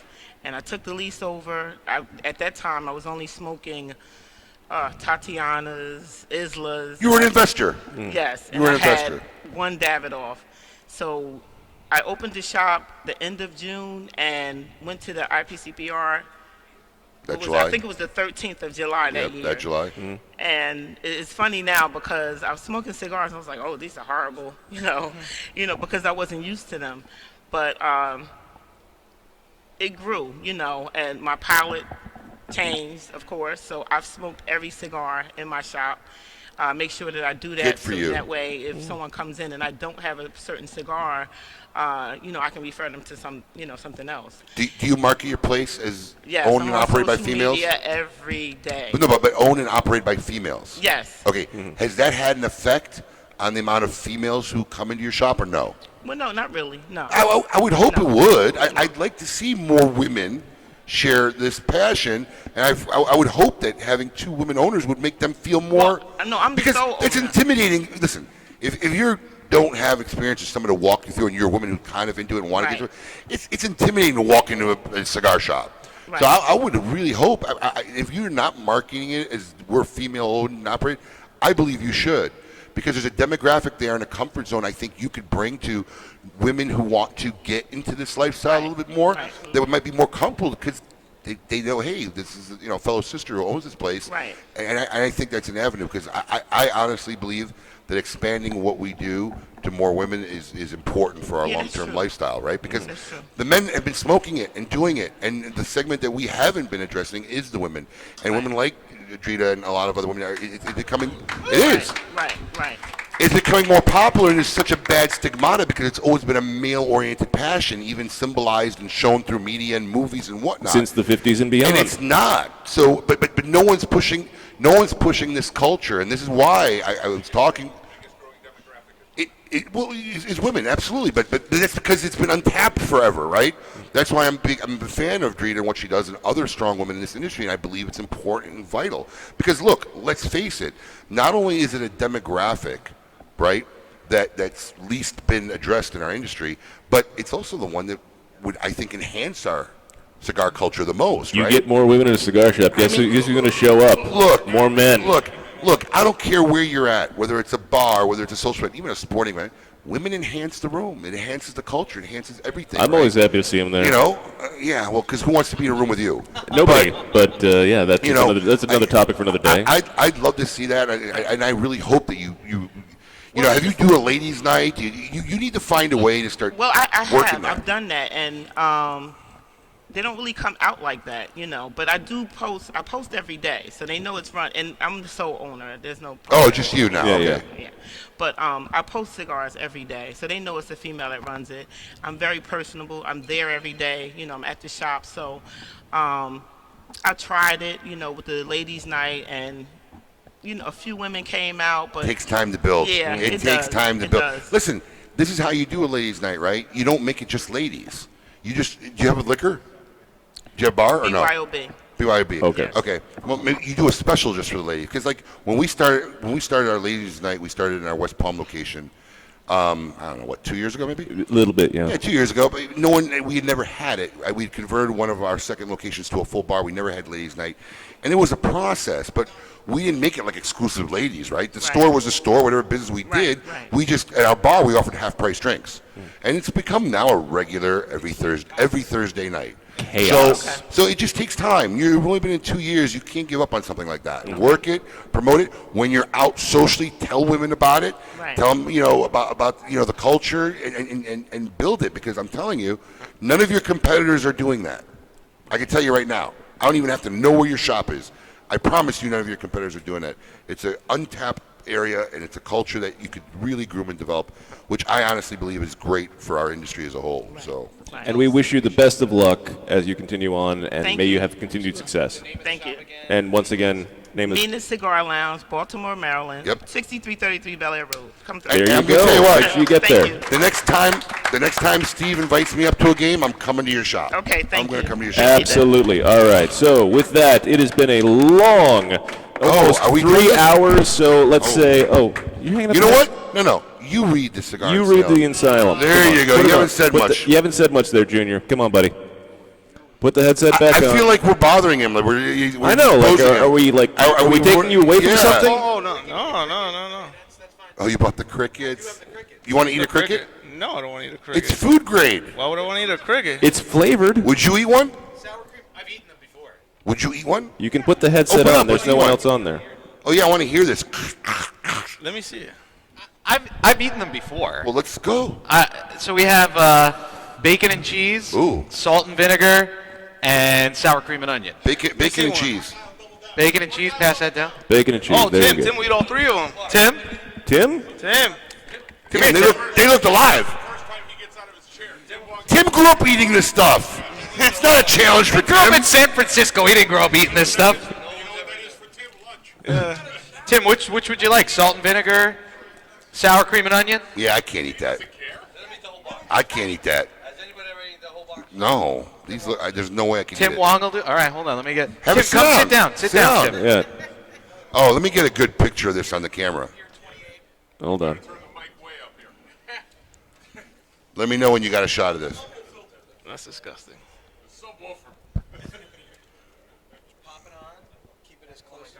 There we go. You got it or no? Yeah, I got it. All right. Here, in case you want the bacon and cheese. What flavor do you want? I don't mind. Whatever you guys got. Dude, this guy's like, fearless. Try the bacon and cheese. I've never had Come on, throw out the bacon and cheese. So this is Tim Wong from. I get the fun job. Yes, absolutely. I mean, this is why Eric keeps letting you come here every year.